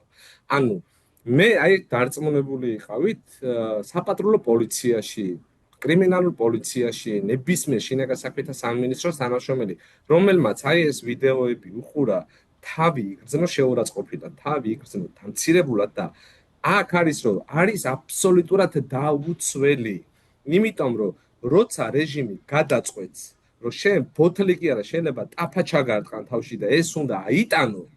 ანუ მეორე შემთხვევაში რომ გამოდიან და ცდილობენ შსს იმიჯის შექმნას, რომ იქ იყო ძალადობა, იყო კანონდარღვევა, იყო რაღაცა არაკანონიერი ქმედება, არსებობს სასამართლო და თავისუფალი სასამართლოს პირობებში ყველამ უნდა პასუხი აქვს, მაგრამ მეორე მხრივ რომ აქეთ ისეთ სიბინძურებს აკეთებენ ეს ქართული ოცნების ტიტუშკები და ეს პოლიციელები ჩმორებად აყავთ გამოყვანილი, ეს პირდაპირ ურტყავს არა მარტო შინაგან საქმეთა სამინისტროს რეპუტაციას, ეს აზიანებს პირადი შემადგენლობის мотиваციას. და აი ამ პირად შემადგენლობაზე, აი ამ ადამიანებზე, იმ ადამიანებზე ვიზეც აი ეს მომპალი უკვე ფაქტიურად, ანუ ამათ აღარ აქვს, ასე ვთქვათ, მყარი, რაზეც შეიძლება იდგნენ. ანუ გარედან აი ესეთი ხალხური გამონათქვამია, გარედან ტერს უთხრის თვალებს და შიგნიდან მოყარესო, ხო? ანუ გარედან ფუთავენ, მაგრამ შიგნით ისეთი სუნი დგას, აი ეს სუნი, აი ეს სიმყიფე, აი ეს სიცარიელე 4-ში უნდა დაინგრეს. 4-ში უნდა დაიშალოს. ანუ ესე იგი, როგორც ხვდები, ნებისმიერი სისტემა დგას რიგითებზე, ქვედარგოლზე, ანუ საშუალო ქვედარგოლზე, ხო ესია? იქ ზემოთ რაც არ უნდა კმაყოფილი იყოს ხალხი, მთავარია ქვედარგოლები, საშუალო რგოლები, როგორ გრძნობენ თავს, რამდენად მაღალი მორალი აქვთ, იმიტომ რომ მორალი არა მარტო ჯარში, არამედ პოლიციაში ძალიან მნიშვნელოვანია, ხო? და აი არა მარტო მორალი, ხო? არა მარტო მორალი. აი დავესესხები ძალიან კარგად არის ფილმში ეს სცენა, სადაც ეს მუშნის და ეს სეხნიევის საუბარი რო არის, ხო? ანუ თქვენ მიგავთ სანაცვლოდ არაფერს იძლევითო და სამშობლოსო სიყვარული სჭირდება ფანატიზმამდე აყვარელი სიყვარულიო. ეს სიყვარული რო გაგაჩნდეს, უნდა გაგაჩნდეს ზნეობა, უნდა გაგაჩნდეს მორალი, უნდა გაგაჩნდეს ღირებულებები. ამათ საერთოდ არაფერი არ გააჩნიათ. აბსოლუტურად. ვისაც გააჩნია ეს ზნეობრივი ღირებულებები, ფასეულობები, მართლა გულწრფელად იმის წამდა რომ ჩაიცვა ფორმა და ემსახუროს თავისი ქვეყნის მოქალაქეებს, ეს ადამიანები არიან ჭრდილში, ეს ადამიანები არიან ინსპექტორები იქით ვერასდროს ვერ წავლენ. აი ეს ბიჭები ვერასდროს ვერ დაწინაურდებიან, იმიტომ რომ ამათ არასდროს არ მიეცემათ ამის შანსი. ამიტომ არის, ასე ვთქვათ, ჩემი ძირითადი, ასე ვთქვათ, ამ პროცესებში, რაც მინდა რომ მე პოზიტიური როლი შევასრულო, არის რომ ამ ბიჭებს დავანახო სად უნდა იდგნენ 4-ში. და რა არის მნიშვნელოვანი, იმიტომ რომ აუცილებელია და ყველა თანხმდებით, რომ ეს რეჟიმმა არათუ ამოწურა თავისი რესურსი, ამ რეჟიმმა მთლიანად ყველაფერს გადაუარა და საჭიროა ახალი რესპუბლიკის შექმნა, ახალი ძალოვანი სტრუქტურებით. და ამ ძალოვანი სტრუქტურების ფორმირებაში ესეთმა ღირსეულმა ადამიანებმა უნდა მიიღონ მონაწილეობა, ესეთი ღირსეული ადამიანებით უნდა დაკომპლექტდეს, წარმოუდგენელი, ანუ შინაგან საქმეთა სამინისტროში ყველა ცუდი არ არის. ძალიან ბევრი ღირსეული ადამიანია და აი ამ ადამიანების იმედი მაქვს, არა მარტო მე, მთლიან საქართველოს და ისევე როგორც მათაც იმედებათ გარეთმდგომი ადამიანები, ისევე გვეიმედება ჩვენ ეს ბიჭები. ამიტომ ჩვენი გათვლა თადარიგში ყოფილი ძალოვანი სტრუქტურის თანამშრომლების აი გუშინ მქონდა კიდე ერთი შეხვედრა ბალტიმორში ვიყავი და ასე ვთქვათ ხუმრობ. ბევრნი ხართ ხო მანდირაკლი? ძალიან ბევრნი ხართ, რამდენადაც მე ვიცი. ბევრი წავიდა აქედან. და წასვლის მიზეზი რა იყო? ანუ ის რომ მიდიან ესეც ხო რაღაცა ტიპის ინდიკატორია. დავასრულებ აი ამის თქმას. ცნობილი სერიალი არის ჩერნობილი და იქ არის რომ ასე ვთქვათ ბევრი პროფესორი ეხმარებოდაო ხო ლეგასოვს და ეს პერსონა ხომიურიკი ქალი რო არის შექმნილი არის ამ ბევრი ასე ვთქვათ ამ პროფესორების პატივსაგებათო ანუ მე კი საუბრობ ერთი ადამიანი და მე ვჩანვარ ტელევიზორში მაგრამ მერწმუნე ჩემს უკან ძალიან ბევრი ადამიანი დგას და ძალიან ბევრი ადამიანი მეხმარება და ძალიან ბევრი ადამიანი ვართ ჩართულები რა შეიძლება ჩვენი გამოცდილებით, ჩვენი კავშირებით, ჩვენი კონტაქტებით, ჩვენი შესაძლებლობებით, ფინანსური იქნება ეს, ადამიანური კაპიტალი იქნება თუ ნებისმიერ რამე გავაკეთოთ და ეს ხალხი მარტო დღეს და გუშინ არ ვდგავართ დაახლოებით 6 თვეა მეტი ჩვენ ამ ადამიანებს კონტაქტი გვაქვს და ასე შემდეგ დეტალებში რო აღარ შევიდე და აი ჩვენი პასუხისმგებლობა რა არის რომ დანარჩენ ასე თქვა თადარიგში მყოფი ძალოვანი სტრუქტურის თანამშრომლებშიც გარკვეული თვითრწმენა შევიტანოთ, მოტივაცია შევიტანოთ, გამოვიდნენ ეს ადამიანები. აუცილებელი არ არის ტელევიზიაში იჯდნენ, ხვდებით? ანუ შეიძლება რაღაცა ვიდეოები ჩაწერონ, შეიძლება Facebook-ში მიმართვები გააკეთონ და დააფიქსირონ და თქვან რომ ჩვენც ამ ხალხის გვერდით ვდგავართ, ხვდებით? და ესეთი რომ ბევრი იქნება და აქედანაც აპირებენ ბიჭები და ვიცი რომ ევროპიდანაც აპირებენ ბევრი წამოსვლას 4-ში და აპირებენ რომ წინა ხაზზე დადგნენ და აი ჩვენი შვილების თაობას გადაეფარონ და აღარ დაუშვან თუ მოხდა მაგრამ ამათი დანიშნულება რა უნდა იყოს რომ გამოვლენ ეს ბიჭები შინაგან საქმეთა სამინისტროს გულისხმობ და ძალოვან სტრუქტურებს დაინახონ თავიანთი ყოფილი კოლეგები და დაინახონ ის ადამიანები ვისთან ერთადაც წლები მუშაობდნენ, ვისთან ერთადაც ნაბრძოლი აქვს, 2 ომი აქვს გამოვლილი, სამაჩაბლო, აფხაზეთი და მით უფრო თუ თავდაცვის სამინისტროს ძალოვან სტრუქტურებზე ვისაუბრებ, იმათ კიდევ უფრო უარესი ავღანეთში ურთულესი ოპერაციები და ურთულესი პერიოდები აქვს გამოვლილი. ანუ ამ ადამიანების ჩვენ მაგალითად მუშაობთ ამ ადამიანების კონსოლიდირებაზე, ამ ადამიანების ერთ მუშტად გაერთიანებაზე და შეკვრაზე რომ ჩვენ ერთად ვიქნებით, თქვენ ერთად იქნებით, ახალგაზრდები, ასე შემდეგ, ეს შექმნის ისეთ ძალას, რასაც არათუ ივანიშვილი, ხო, ანუ ნებისმიერი, ანუ ყველა შეეშინდება ესეც, მაშინ უნდა გამოვიდნენ და რაც 99 წლის 9 აპრილს გააკეთეს, უნდა გამოიყვანონ არა წყლის ჭავლის მანქანები, არამედ უნდა გამოიყვანონ ბეტერები, უნდა გამოიყვანონ ჯავშან ტექნიკა, უნდა გამოიტანონ არა რეზინის ტყვიები, არამედ საბრძოლო ტყვიები და ყველა უნდა ჩაგხოცონ, ყველა უნდა დაგვწყვიტონ და ამაზე არ წავლენ, ამაზე არც ერთი ძალოვანი სტრუქტურის თანამშრომელი ამას ხელს არ მოუწერს. ამიტომ უნდა დავანახოთ ძალა. არც ის აზიზღარი ხალხი, რომელზედაც თქვენ ლაპარაკობდით?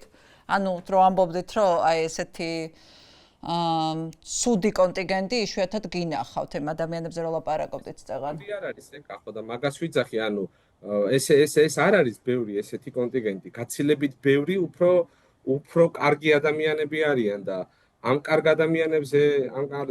ადამიანებზე ვაკეთებთ ჩვენ გათვლას და არა მაგ სულგაყიდულებზე. ესენი სულგაყიდული ადამიანები ხო, აი დაუშვათ იმ შიშრები არიან, როგორც კი დაინახავენ აი რომ ყევას, მაშინვე შეეშინდებათ. ეს იყო რაღაცა ჯგუფის შეხვედრა, სულ რამდენიმე წუთით შევძელი შევყავი და იქ საუბრობდნენ, რომ აი მასეთი ხალხი ჩვენს გვერდზე საერთოდ არ გჭირდება, რატომ უნდა გადმოვიდნენ, რა აზრი აქვს დალაპარაკებას. ანუ მე ვთქვი, აზრიც არ აქვს დალაპარაკებას, იმიტომ რომ ასეთი ადამიანები, რომლებიც თქვენ გირტყავდნენ, თქვენ მომავალში აპირებენ რომ დაგარტყან და იგივე სისასტიკეები გააკეთონ, თქვენთან არის თანამშრომლობენ. ესენი არიან შესულები თანამშრომლობაში რუსულ სპეცსამსახურებთან და ასრულებენ მათ დავალებას. აქ არის ჩვენი მიზანი არის რომ დანარჩენ თანამშრომლებს დავანახოთ, დანარჩენ თანამშრომლები საკუთარ გულში და სარკეში ჩავახედოთ და დავანახოთ თავიანთი პასუხისმგებლობა და ის საფრთხეები, რაც შეიძლება მაგ ადამიანებს მომავალში შეექმნათ, იმიტომ რომ ეს არის დანაშაულები, კიდევ ერთხელ ვიძახი, რომელსაც ხანდაზმულობის ვადა არ აქვს. და ეს არის დანაშაულები, რომელიც ცივილურმა სამყარომ უკვე აღიარა, როგორც წამება. და ამ წამებას დანაშაულობა და ხანდაზმულობა არ აქვს და ნებისმიერ დროს შეიძლება ამისი ამოღება და ეს ადამიანები ნეფსით უნებლიეთ ხდებიან ამ დანაშაულებრივი ქმედებების თანამონაწილეები და ყველაფერს აქვს დასაწყისი და ყველაფერს აქვს დასასრული. რომ აი მე იმისი თქმა რომ იცით რა, მე რაღაცა უკვე იქ წერტილები არის. ან ეხლა, ან აღარასოდეს. მხარე უნდა აერჩიოს. იქით დგას რუსული სპეცსამსახურები, აქეთ დგას ქართული საზოგადოება. იქით დგას ჩვენი ისტორიული მტერი, აქეთ დგას ჩვენი ნათელი მომავალი, ჩვენი შვილების თაობა. მეტი არჩევანი ფიზიკურად არ არსებობს. არ ძალოვან სტრუქტურებში და არც მთლიანად საზოგადოებაში. ყველანაირი ვიწრო პოლიტიკური, ყველანაირი დაპირისპირება, იმის მიღმა, ეს ორადორი არჩევანი არის. ჩვენ ან ამას შევძლებთ, ან არ ვიცი, გულწრფელად გითხრათ, ანუ თუ იცით როგორ აქვს ჩაფიქრებული, ასე ვთქვათ, აი ეს სცენარი, რომელიც ასე ვთქვათ, კობახიძე მართავს, არის ეს, რომ მოახდინოს ძალიან დიდი იმედგაცრუება საზოგადოებაში. და რითი მოახდინოს იმედგაცრუება? იმით, რომ სასტიკად დაარბიოს ეს აქცია. იმიტომ რომ ეს აქცია იქნება ნაციონალების და აგენტების და სულგაყიდულების და გეების და ასე შემდეგ და ასე შემდეგ. მაგრამ იქ რო გამოვლენ იმ აქციაზე სტუდენტები, გამოვლენ ფერმერები, გამოვლენ პროფესორ-მასწავლებლები, ექიმები, ჩვეულებრივი მუშა კლასი, გამოვა ჩვეულებრივი ადამიანები, ავტობუსის მძღოლები, მეტროსადგურის თანამშრომლები, მაღაზიის გამყიდველები, ყოფილი ძალოვანი სტრუქტურის თანამშრომლები, ანუ ამ ადამიანებს ჩვენ ყველას ერთად ტალახს ვერ გვესვრის, ხდები და ვერ გაგვაშავებს და თავიანთ პირად შემადგენლობაში ამ ძალოვან სტრუქტურაში ხო უნდა რაღაცით გააფრაოს, ანუ ხო უნდა გასცემ ბრძანება, რომ კოლოფი მოაწყეთ და დაიწყეთ ამ ხალხის დარბევა და რაზე იწყებს დარბევას იმ თანამშრომლებს საფუძველი სჭირდება, ხდები რომ დაიწყო არეულობა პირობითად ან არის რაღაცა არაკანონიერი მოქმედებები და ასე შემდეგ. ხდებით, ანუ ამ საფუძველი როგორ უნდა შექმნან, ანუ თანამშრომლებს რა უნდა უთხრან და ის თანამშრომლებს თუ მაინც მოსთხოვენ ამის გაკეთებას, ის თანამშრომლებმა უნდა დაყარონ ფარები, დიახ, ფარები უნდა დააწყონ, უნდა მიტრიადნენ, დაემშვიდობონ და გადმოვიდნენ და ჩვენს გვერდზე დადგნენ. და ამას აუცილებლად გააკეთებენ. ვახ, ძალიან საინტერესო იყო, მაგრამ ხო, ეს ძალიან საინტერესოა, ხა რაც თქვით. მე ერთი რამ მაინტერესებს, აი ტექნიკური კითხვა დაგისვათ, რომ თქვით, რომ მაშინ ბევრი ხალხი იყო, მაგრამ რაღაცა აკლდა ამ ძალიან ბევრ ხალხს, ორგანიზებულობა, სტრუქტურიზებული არ იყო, უფრო პერფორმანსის ხასიათი ჰქონდა. ანუ არის რჩევები, რაც აუცილებლად გასათვალისწინებელია ასეთი დიდი აქციის დროს, ხო? ანუ შეიძლება იყო ბევრი ხალხი, მაგრამ ბევრი ხალხი იყოს, მაგრამ არ იყოს ეფექტურად გადანაწილებული, ან ეფექტურად არ იმოქმედოს. შეიძლება იყოს უფრო ნაკლები ხალხი, მაგრამ ეფექტურობამ უფრო გადაძლიოს სიმრავლე. აი მე ჩემი ერთი როგორც ადამიანის რჩევა და ეს არ იქნება ვინმესთვის დაუშვათ ან დარიგება ან შენიშვნა ან ასე შემდეგ. აი რა მინდა რომ თქვა ამ განსაკუთრებულ დავალებათა დეპარტამენტში 2018 წელს დავინიშნე და როდესაც მე ოპერატიული სამმართველოს უფროსად გადმომიყვანეს და ის პასუხისმგებლობები გავაანალიზე, რაც ასე ვთქვათ მე უნდა მქონოდა, აი დამიჯერებ თვეების განმავლობაში ვიჯექი და ვუყურებდი სხვადასხვა ქვეყანაში როგორ იმართებოდა საპროტესტო აქციები. ჩემს YouTube-ის პლეილისტში რო შეიხედოთ Deep Purple, Zeppelin, Hamlet გონაშვილი და დანარჩენი არის აქცია 1, აქცია 2, აქცია 3, აი სულ ASM აქვს ვიდეოები, ნაგროვები. ანუ ამით რისი თქვა მინდა, მე ერთი რო უყურებდი ზოგადად პოლიცია როგორ მოქმედებდა, ხო? ანუ ასევე ანუ საინტერესო იყო და მინდა თუ არ მინდოდა ვუსმენდი ამ საპროტესტო, ასე ვთქვათ, აქტივისტების თუ ორგანიზატორების ორგანიზებას, გამოსვლებს, მეთოდებს და რაღაცები იქიდან ამომიტივტივდა. მიცით რა არის, ანუ რა რო ვიძახი, რომ ასე ვთქვათ, შანსი გაუშვა დეკემბერში, გაუშვა ის, რომ არ იყო არანაირი პლატფორმა, ანუ არც სცენა არსებობდა, არც მიკროფონი არსებობდა, სადაც იქნებოდა რაღაცა კონკრეტული მიმართვები.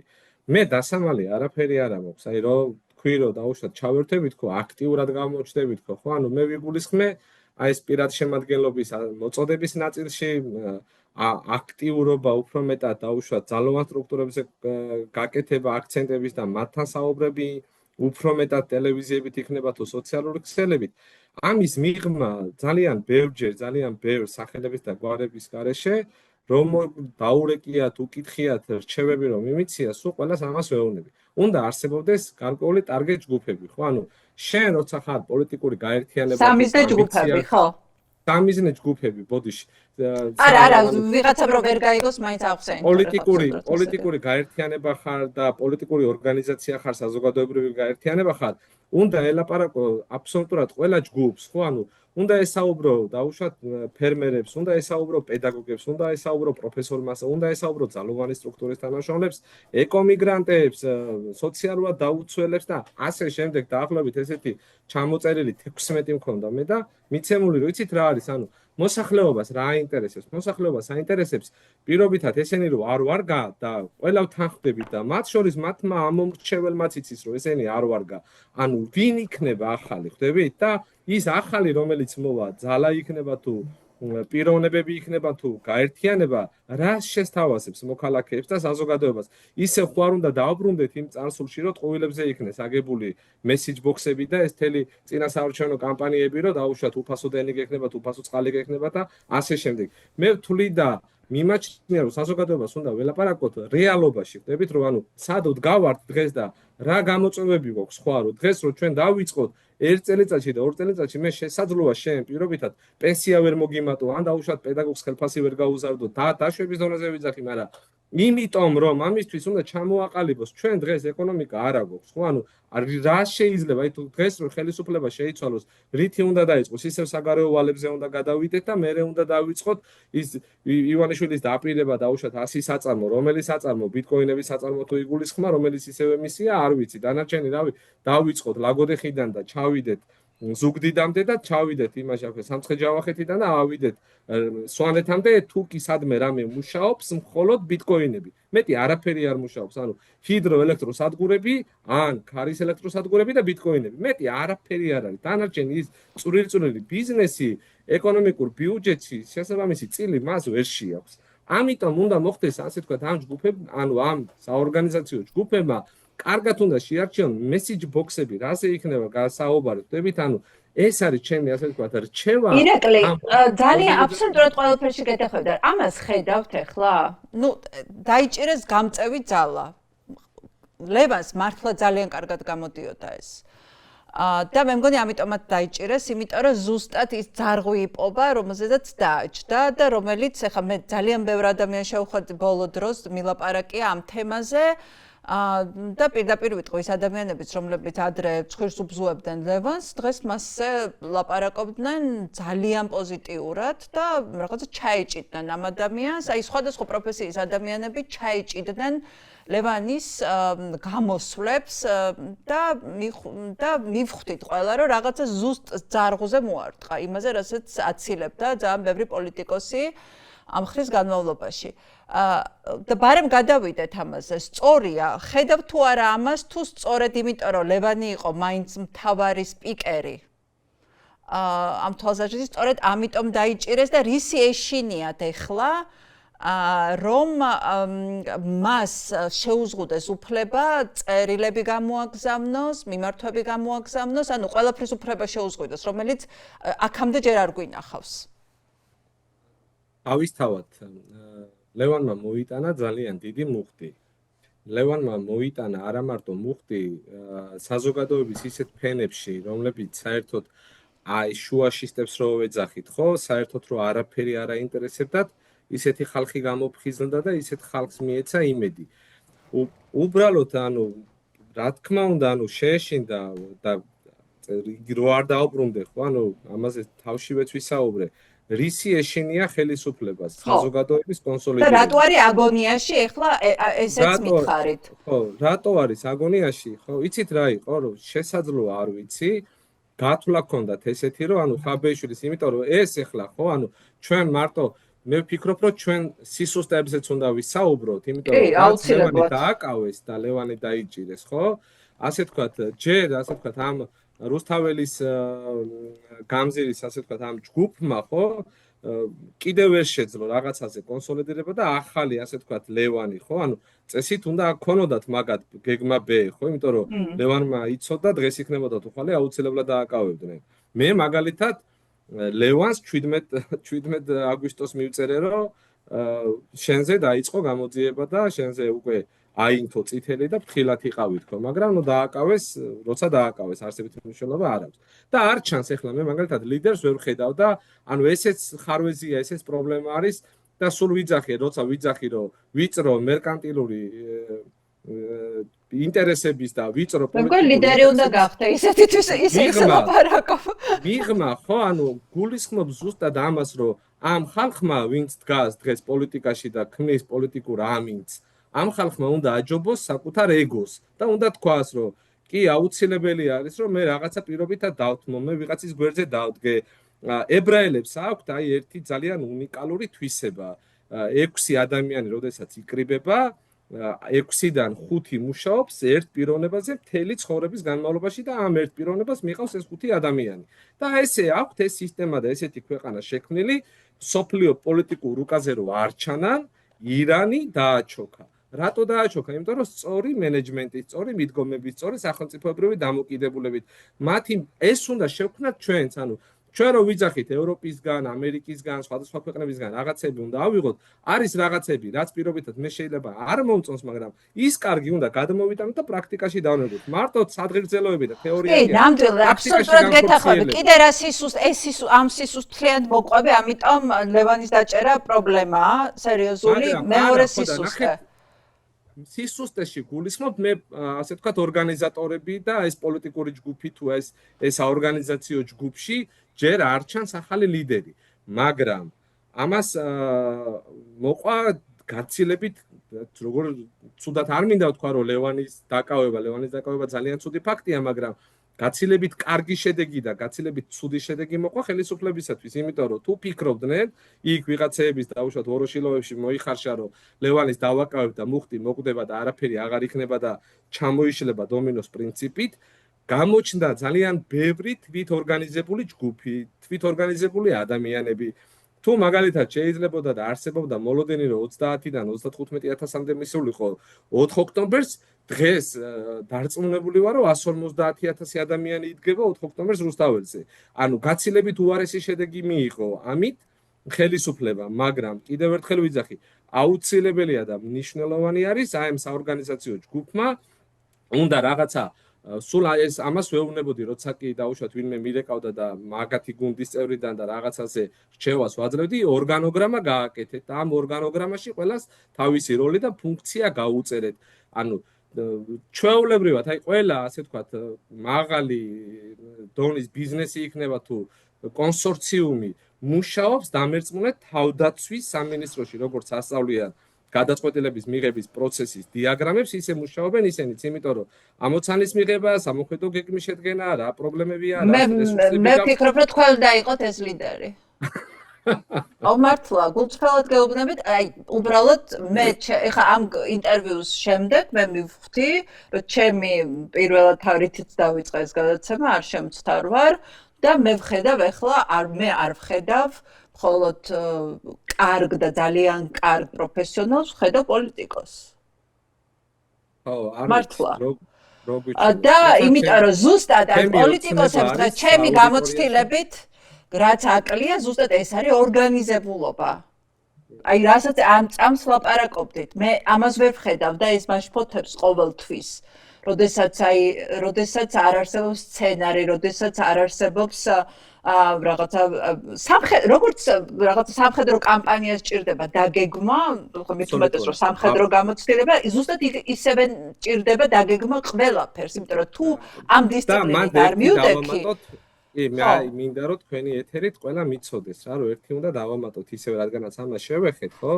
ანუ სამხედრო, ასე ვთქვათ, ომის თეატრის სცენარებში, რომელიც იგეგმება დაწყებული ასეულის დონიდან დამთავრებული კორპუსის დონემდე, პირველი არის მოწინააღმდეგის შეფასება. თუ მოწინააღმდეგე შეფასებული არ ყავს, შენი დაგეგმილი ოპერაცია არის განწირული. იმიტომ რომ შენ არ იცი ვის ებრძვი, რა ძალებით, რა საშუალებებით, რა შესაძლებლობებით და ასე შემდეგ. ამიტომ აქეთ ამ ხარეს ვინც დგას, ასე ვთქვათ, საზოგადოება არ უნდა იქნეს მოტყუებული და კარგად უნდა იქნეს შეფასებული ის საფრთხეები და ის რესურსები, რაც ჩვენს მოწინააღმდეგეს ამ შემთხვევაში რუსულ ოცნებას აქვს. ანუ გარდა უზარმაზარი ფინანსური რესურსისა, მას აქვს სახელმწიფო ინსტიტუციები, მას აქვს კრიმინალური სამყარო, მას აქვს ქუჩა, მას აქვს ტიტუშკები, მას აქვს მთელი ტექნიკური და აუდიო რესურსი, თელს რუსთაველს აკონტროლებს გარდა მოსმენებისა, ყველაფერს ლაივ რეჟიმში უყურებს და დროსა და სივრცეში აქვს, ასე ვთქვათ, ეს ყველაფერი სურათი რომ გადაწყვეტილება მიიღონ და აქეთ დგას უბრალოდ საზოგადოება, ხდები და ამ საზოგადოებას სჭირდება ორგანიზებულობა, დაგეგმა, სწორი მიმართულების მიცემა, ანუ და იმის განცდა რომ ვიღაცა დგას სათავეში, რომელიც გეგმავს, რომელმაც იცის. დააკვირდით ამ ოცნების, მაღალჩინოსნების განცხადებებს, ანუ ყველა განცხადება მიმართულია რადიკალიზმისკენ. მე მაგალითად ვეძებდე შვილოს ფიცავარ სპეციალურად მაინტერესებდა მე ვთხოვე ჩემს მეგობრებსაც აქ ბიჭებსაც რომ იქნება ჩვენ ჯგუფები გვაქვს ჩატები გვაქვს ჩამიგდეთ მე თქვი თუ ნახავთ სადმე რომ სადღაცა რადიკალური მოწოდება არსებობს და ესეთი ბუნებაში ვერ ვიპოვე რომ დაუშვათ ან ვინმე პარლამენტის ტურს აპირებს ან ვინმე რაღაცის დაწვას აპირებს ან ქალაქის მგრევას აპირებს ამ მსგავსი რამე არ მინახია ანუ ეს რას მაფიქრებინებს რომ ანუ ხელისუფლება ემზადება რომ ისე შექმნას პლაცდარმი და ისეთი წინაპირობა გააკეთოს, რომ 4 ოქტომბერს არსებობდეს ვითომ რადიკალები, ამისთვის დადასტურებულად შემიძლია გითხრათ 500 კაციანი ჯგუფი უკვე არსებობს, როგორც ყოფილი არშემდგარი სპორტსმენებისგან, ისევე შინაგან საქმეთა სამინისტროში მომუშავე სპორტული აღნაგობის მქონე ადამიანებისგან, რომლებსაც ჩააცმევენ იმას, რა ქვია, სამოქალაქო ტანსაცმელს და ამ აქციებში გაშლიან სხვადასხვა დავალებებით. ტიტუშკები ვინები არიან და ეს პროვოკატორები ვინები არიან? როგორ უნდა რა უნდა ვქნათ?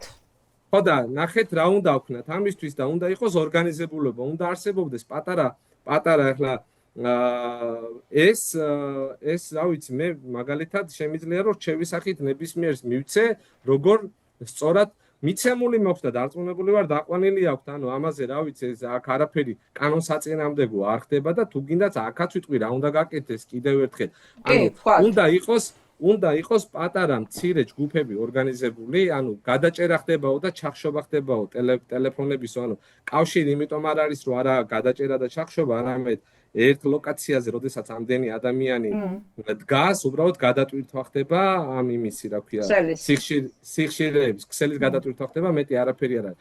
შესაბამისად, ანუ კანონიერი რაც არსებობს, ხო, ანუ შეიძლება არსებობდეს პატარა ხელის რადიო სადგურები. პირველ რიგში უნდა მოხდეს იდენტიფიცირება და გამოვლენა ესეთი შემოგზავნილი პროვოკატორების, რომლებიც დაიწყებენ ამ აქციის მარგინალიზებას და დაიწყებენ ამ აქციაში ისეთი ქმედებების განხორციელებას, რითაც საფუძველი მიეცემა მე შინაგან საქმეთა სამინისტროს დაიწყოს ამ აქციის დაშლა. ერთი, უნდა არსებობდეს საორგანიზაციო ჯგუფები, რომლებიც დააკომპლექტებს მინიმუმ იქნება ორკაციანი სამედიცინო პერსონალის ჯგუფები. ასევე უნდა კონდეთ სხვადასხვა სამედიცინო საშუალებები, დაუშვათ ბინტები, მარლები, იქ შეიძლება ვიღაცა დაზიანდეს, ანუ ყველაზე ცუდი სცენარისთვის უნდა ემზადებოდნენ. ასევე ადამიანებმა უნდა წაიღონ და თან უნდა იქონიონ გამოსაცვლელი ტანსაცმელი, რომელიც აუცილებლად ცელოფანში უნდა კონდეთ, იმიტომ რომ წყლის ჭაობს, რომელსაც გამოიყენებს განსაკუთრებულ დავალებათა დეპარტამენტი, აი სწავლებები რო ჩაატარეს, მაშინ გატესტეს ის გაზი და 5 თანამშრომელი ისე მოეწამლათ, რომ სამონტყოფოში გადაიყვანეს. ანუ რისი თქმა მინდა რომ ანუ ესენი არიან, ხო არიან აგონიაში, მაგრამ ძალიან ანუ ჩვენ ხომ და მოვემზადოთ ყველაზე ცუდი სცენარისთვის, რაც შეიძლება ამათმა იკადრონ, ხო? ანუ ამათ გაზს გაურევენ წყალში და ისე გამოიყენებენ წყლის ჭაობს. შესაბამისად, აი ეს ტანსაცმელი, რომელიც დასველდება წყლით, აუცილებლად უნდა გაიხადოს ადამიანმა, იმიტომ რომ ის არის ყველაზე საშინელება. ეს ტანისამოსი, რომელიც გაიჟღინთება გაზიანი წყლით, უნდა გაიხადოს და ის ახალი უნდა ჩაიცვას. უნდა არსებობდეს ჯგუფები, რომლებიც დაუშვათ გაუწევენ ორგანიზებულობას ტაქტიკურად, რომ ესე დავარქვათ, უკან როგორ დაიხიონ, როგორ უზრუნველყონ მარტო არ დატოვონ არც ერთი მოქალაქე, როგორ ხდება დაკავებები, ანუ დაკავებები როგორ ხდება, ანუ ერთი აქტივისტვის დაკავებისთვის მინიმუმ 15 სპეცრაზმელი არის საჭირო, რომელმაც უნდა ეს ერთი აქტივისტი დააკავოს, იმიტომ რომ აკავებს 4 ადამიანი, დანარჩენი 11 ადამიანი უკეთებს ეგრეთ წოდებულ ფარს. ხდებით? შესაბამისად, ანუ რო ხედავენ, რომ აკავებენ ერთ ადამიანს, ანუ ესენი უნდა იდგნენ ერთად, ხდები? ანუ ცალ-ცალკე არ უნდა იყვნენ და ასე შემდეგ და ასე შემდეგ. ეს არის უშუალოდ აქციის ორგანიზებულობა. აქციის დროს მოქალაქეების როლი და პასუხისმგებლობა, მაგრამ მეორე მხრივ ჩვენ საუბრობთ აქციაზე ამ საორგანიზაციო ჯგუფის მიერ რა უნდა იყოს გაკეთებული, როგორ უნდა იყოს გაკეთებული, ჩემი მოსაზრებით ძალიან ფაქიზად არის შესარჩევი სპიკერები, რომლებიც ავლენ 4-ში და სიტყვით გამოვლენ, წინასწარ უნდა იქნეს განსაზღვრული ვინ რას იტყვის, ვინაიდან ერთმა ადამიანმა ირაკლიმ რომ დამითმოთ მე მიკროფონი პირობითად ისეთი სისულელები შეიძლება ვისაუბრო იქ რომ აქცია დავშალო მთლიანად, ხდები და ხალხმა მაგინოს და არც თქვენი აქცია მინდა, არც თქვენი არაფერი და დაიშალოს, ხდებით ხალხი. ანუ ამისი რისკიც არსებობს და ამ რისკში რომ ოცნება გამოიყენებს მათ ვერბოვკას და ვიღაცას ისე შემოაგდებს, რომელმაც შეიძლება ისეთი სისულელე ისაუბროს, რისკებს მე ამისას ხედავ. რისკებს იმიტომ ხედავ, რომ ვიცი ესენი რასაკეთებენ, რაზე წავლენ ესენი და რაზე არიან წამსვლელები. შესაბამისად, ანუ მათთვის დღეს ძალაუფლების დათმობა არის მათთვის აბსოლუტური ჰარაკირი, იმიტომ რომ როგორც კი ასე ვთქვათ, ქართველი ხალხი აჯობებს ქართული ოცნება, როგორც პოლიტიკური ორგანიზაცია. მერწმუნე თუ გაიმარჯვა ქართველმა ხალხმა, საერთოდ არავის აღარ ემახსოვრება. აღარასოდეს ისტორიიდან გაქრება ქართული ოცნება და ეს ძალიან კარგად იციან ამათმა. და ეხლა ივანიშვილის ამოცანა რა არის? გადატეხოს 4 ოქტომბერი, ამ თვითმმართველობის არჩევნებით გაწმინდოს მთლიანი მუნიციპალიტეტები, რეესტრი აქვს ციაოდ გაკეთებული სამსახურებიდან ვინ უნდა გაუშვან. ყველას გაუშვებენ. აი დღეს ვინც ფიქრობს რომ შეიძლება გადავრჩე, ყველას გაუშვებენ აბსოლუტურად და 2026 წლის მარტში აპირებს დანიშნოს საპარლამენტო არჩევნები, რათა გავიდეს საკონსტიტუციური უმრავლესობით და ჩაკეტოს ქვეყანა. მორჩა გათავდა. მათივე სიტყვებს გეუბნებით შიდა საუბრებიდან გამოტანილი, ანუ ტრამპიო იმას ესაუბრება სირიის პრეზიდენტსო და ჩვენს დაგველაპარაკება რა პრობლემა არის, რომ თავარია ძალა ვაჩვენოთო. ხო და თუ ესენი რომ ფიქრობენ რომ ძალა ვაჩვენოთ, ქართველმა ხალხმაც უნდა გაიაზროს ეს როლი და პასუხისმგებლობა და ჩვენც უნდა ვაჩვენოთ ძალა. ერთად უნდა დავდგეთ, ორგანიზებულად უნდა დავდგეთ, თანმიმდევრულად ყველა რისკი უნდა შევაფასოთ და ისე უნდა გამოვიდეთ 4-ში და მერწმუნე თუ კი ეს იქნება ივანიშვილი ჭორვილიდანვე გაფრინდება იმაში, რა ქვია, მოსკოვში. კი ბატონო, ირაკლი, რაღაც კითხვები მქონდა, მაგრამ აღარ გადაგხლი, აღარ ჩენდა, აღარც მაყურებელს, იმიტომ რომ ფიქრობ, რომ უმნიშვნელოვანესი ინტერვიუა. ერთ კითხვას დავსვა მარტო დამშვიდობებამდე. იყო ინფორმაცია, რომ არსებობდა კადრები, როგორ აწამებდნენ ადამიანებს ამ საწამებელ მარშრუტკებში, ეგრეთ წოდებულ მარშრუტკებში და იყო მოლოდინი, რომ ეს კადრები გამოჩნდებოდა. უნდა გქონდეს ეს მოლოდინი. მიკროავტობუსებში არ ვიცი, მაგრამ ლევან ხაბეიშვილის და დავით კაცარავას ცემის კადრები გადაღებული არის და ეს კადრები ნანახი აქვს საპარლამენტო უმრავლესობის თითქმის ყველა წევრს. ჩვენ როდის ვნახავთ? არ ვიცი, ვერ გეტყვით. და ამას უყურებდნენ, ამ კადრებს უყურებდნენ და ტკბებოდნენ? ხო, ხარაზიშვილი უგზავნიდა კი. ხარაზიშვილმა გაუგზავნა.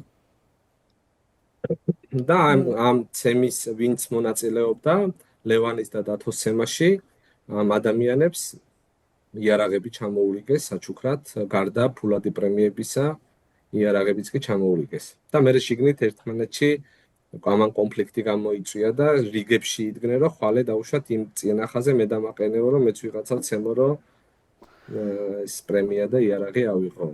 იცი რა არის, ანუ ეს რომ მოხდა და ეს რომ ხდება, მერწმუნეთ რომ შინაგან საქმეთა მე ვიზებ საუბრობ იმ ადამიანებზე, მათთვის არის ძალიან მიუღებელი, ამორალური, სამწუხაროდ იცით რა არის, ამას ორი მხარე აქვს. მე მაგალითად რომ ხმას არიღებს, ეგეც არ მესმის და რას ქვია, რა ვქნა, მაგრამ გავყვები მათ ლოგიკას და მსჯელობას, რომ რაღაც უკან ოჯახი დგას, ყველას უკან ოჯახი დგას, ყველას უკან ვალდებულება დგას.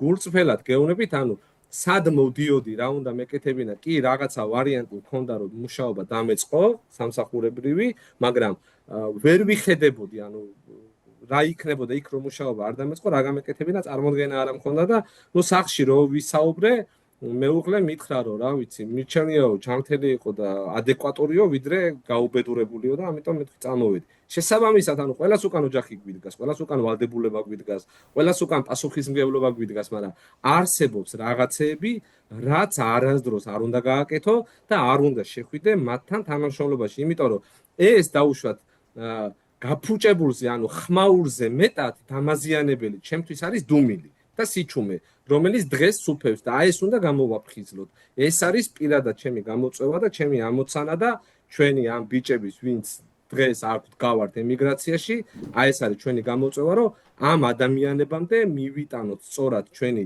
სათქმელი და ვუთხრათ რა უნდა გაკეთდეს რომ ამ ადამიანებმა არ შევიდნენ ეს ადამიანები ამ რუსულ სპეცსამსახურებთან კოლაბორაციაში არ იყვნენ თანამონაწილეები ამ სიბინძურის და ამ სისასტიკის, იმიტომ რომ ესენი ყველა ვინც მთავრობაში არიან და პარლამენტში არიან და ასე შემდეგ, ამათ ეს ბიჭები, ეს ჩვეულებრივი რიგით თანამშრომლები არასდროს არ გაახსენდებათ. ამათ იმდენი აქვთ ნაშოვნი და ციფრულ თანხებში აქვთ გადაყვანილი ყველა ეს ფული აბსოლუტურად დასხდებიან, წავლენ და ესენი კი არა, ამათი შვილების და შვილიშვილების თაობას მოესწრება ის, რაც ამათ აქვთ ნაშოვნი. თქვენ როგორ წარმოგიდგენიათ 600 მილიონი რო გამოაგდეს ეხლა, ეს 600 მილიონი რო გარეცხეს, რამდენი 600 მილიონი არის გარეცხილი 2022 წლიდან დღემდე. როგორც კი 2022 წელს რუსეთ-უკრაინის ომი დაიწყო, როგორც კი რუსეთი სანქციების ქვეშ მოექცა, საქართველოს დღემდე ითვლება ყველაზე დიდ ამ ტვირთების, ამ არალეგალური, ამ არადასანქცირებული ნივთების გამტარად. მათ შორის ნაღდი ფულით და მათ შორის სხვადასხვა ტექნიკური და საშუალებებით. იმიტომ რომ ამათ ხელში არის საბაჟო, ამათ ხელშია შინაგან საქმეთა სამინისტრო, ამათ ხელშია პორტი, ამათ ხელშია სახელმწიფო უსაფრთხოების სამსახური, რასაც გაუტკაცუნებენ, იმას აკეთებენ. რო დაიქნია ანრი ოხანაშვილმა სახელმწიფო უსაფრთხოების სამსახური და მაღალი თანამდებობის პირები. ანუ ესე იგი 3 მილიონამდე ვისაც ნაშოვნი ხონდა, ისინი უბრალოდ სახში გაუშვეს და აუკრძალეს, რომ უთხრეს, რომ აი ეს წაიდით ეხლა თქვენ და დაჯექით და უბრალოდ არსად არ გამოჩნდეთ, თორე ეგრევე 3 მილიონზე ზემოთ ვისაც ხონდა ნაშოვნი, ფურცლები მისცეს ანგარიშის ცნობებით, სად უნდა გადაერიცხათ. ეს უბრალოდ არ ჩანს, ეს თქვენ არ იცით, ეს საზოგადოება არ იცით, რა სიბინძურე ტრიალებს მართლები, უბრალოდ ამაზე ხშირად უნდა მოხდეს ამის საუბარი, რომ იმ ადამიანებს და ავანახოთ რომ ესენი რომ გაიქცევიან, ესენი დარჩებიან წუმპეში, იმიტომ რომ ესენი ითრევენ ამ წუმპეში. და ამ წუმპეში არ უნდა შეყვნენ, ამ თანამშრომლობაში არ უნდა შეყვნენ. ესენი უნდა დადგნენ ქართველი საზოგადოების გვერდით და ხვალე ამათმა ქართველ ხალხთან ერთად უნდა ააშენოს ახალი საქართველო. ირაკლი, მოკლედ დღეს ჩემ თვალში თქვენ დაიბადეთ პოლიტიკოსად. ასე გეტყვით მე და ალბათ ბევრი გეტყვით. ძალიან დიდი მადლობა, იყო ერთ-ერთი საუკეთესო ინტერვიუ, რაც მქონია და საინტერესო, როდესაც მე თვითონ ძალიან დიდი ინტერესით უსმენ რესპონდენტს, ეს ნიშნავს, რომ ჩემი მაყურებელიც ასე მოусმენს და ძალიან დიდი მადლობა ამ არჩეულებრივი ინტერვიუსთვის და კიდევ შევხვდებით. ჟურნალისტისგან, ჩემთვის არის დიდი პატივი. და ესე ტყუილა არ ვიტყვი ამას. თქვენს პოლიტიკურ მიდრეკილებებზე და ლიდერობის უნარზე მართლა ამას ხედავ და ძალიან მიხარია, იმიტომ რომ სულ არის სხვა აბსოლუტურად ხო, მაგრამ რაღაცა აუდიტორიაში სტუდენტებთან ურთიერთობა. ხო, ეს მერე იქნება. 2015 წლიდან ამას ყოველთვის მოვასწრებთ. ეხლა თქვენი ერთ-ერთი ლიდერობის დროა. ვოლონტიო მოხალისედ დავდივარ უნივერსიტეტებში ლექციებს ვკითხულობდი, ბოლოს გამომაგდეს ჩემი ამ რადიკალური მოსაზრებების გამო. მოკლედ, ძალიან მიხარია, რომ თქვენაირი ადამიანი აღმოვაჩინეთ. ნახოთ, არ ვიცი, ხვალე გვაქვს. ნუ ყოველ შემთხვევაში, ჩემთვის ბრძოლა ყოველთვის გრძელდება. მე ანუ არასოდეს არ ვკიდებ რაღაცა თარიღებზე ჩემი იმედს, იმიტომ რომ ბრძოლა არის მუდმივი და არასოდეს არ ვასრულებ ბრძოლას. აი ინტერვიუს მიღმა, ხო, აი ხვალე გვაქვს შეკრება პენსილვანიაში. სულ რამდენი თვეა 9 თვეა რაც აქ ჩამოსული ვარ პირველი რო ჩამოვედი რაც მოვიკითხე არსებობს თუ არა რაიმე ჯგუფი დაახლოებით 2000-დან 5000 კაცამდე არის აი ეს მთლიანი ძალოვანი სტრუქტურის თანამშრომლები სხვადასხვა წელს ჩამოსულები და არანაირი საკომუნიკაციო არხები არ არსებობდა არაფერი არ არსებობდა აი ეს 6 თვე მოვანდომე შტატიდან შტატში დავდიოდი აი ეს თან იცით რა არის ეს ხო არის საქართველოს თბილისიდან ბათუმში 3 საათი ჩახვიდე ხო ანუ ერთი შტატიდან ჩახვიდე თან ის საბუთი არ მაქვს თვითმფრინავს ვერ ვიყენებ და ან მატარებლით, ან ავტობუსით, ან მანქანით დავდიოდი და აი ესე ხდებოდი და აი ამდენ ადამიანში, ესე იგი, ნიუ-იორკი, ნიუ-ჯერსი, პენსილვანია, დელავერი, მერილენდი და ვირჯინია, აი 6 შტატიდან 50 კაცი ძლივს მოვაგროვე. აი ყველა არის აბსოლუტურ უიმედობაში, ყველა არის კონფორმიზმში ჩაკეტილი, ყველას რაღაცა აი მე იქ ვერ გამოვჩდები, მე ეს აზრი არ აქვს, ანუ მე ვთვლი რომ ბრძოლას აზრი აქვს. ეხლა ვინ შევკრიბი ამათ მოჰიკანებს ვეჯა. ჯგუფი გაკეთებული მაქვს ქართ ემიგრანტებისგან დაკომპლექტებული მოჰიკანები.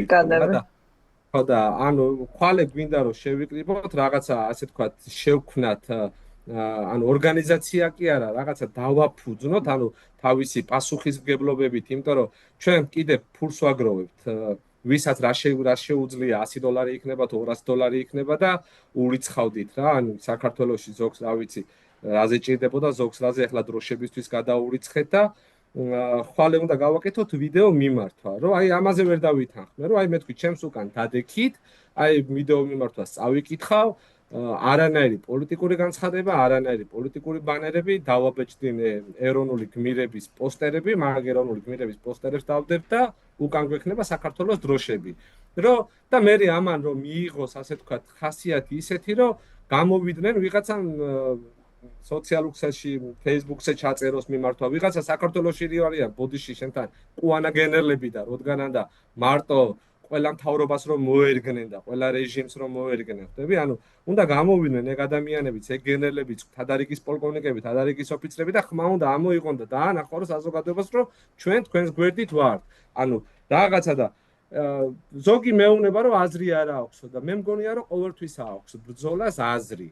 იმიტომ რომ ერთადერთი აზრი, რასაც არ აქვს, არის 4 კაცს რომ მიყავს მხარზე გადებული დუდუკებით ფონზე და რავი თუ მაგდონემდე მივედით, მე ჩავიქნებ ხელს და დანარჩენი ვაგრძელებ ბრძოლას. ნახოთ რა გამოდის. ძალიან დიდი მადლობა ამ ინტერვიუსის და იმედისთვის და ყველაფრისთვის, რაც ახლა ამ ინტერვიუთი მოგვეცი.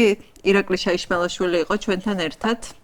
დიდი მადლობა ირაკლი, დაგემშვიდობები. მე კი ჩემს მაყურებელს ვთხოვ, რომ ეს ინტერვიუ მაქსიმალურად გაავრცელოს ჯგუფებში, თავის ასე ვთქვათ, მეგობრებს, ახლობლებს, ოჯახის წევრებს გაუგზავნოს.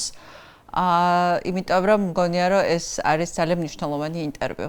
ასე რომ გამოყვებით, კიდევ ერთხელ ვიტყვი იმასაც, რომ გამოყვებით ჩვენს პლატფორმაზე, მის მინეზე, YouTube-ზეც, Facebook-ზეც, TikTok-ზეც და Instagram-ზეც. დიდი მადლობა ყურადღებისთვის.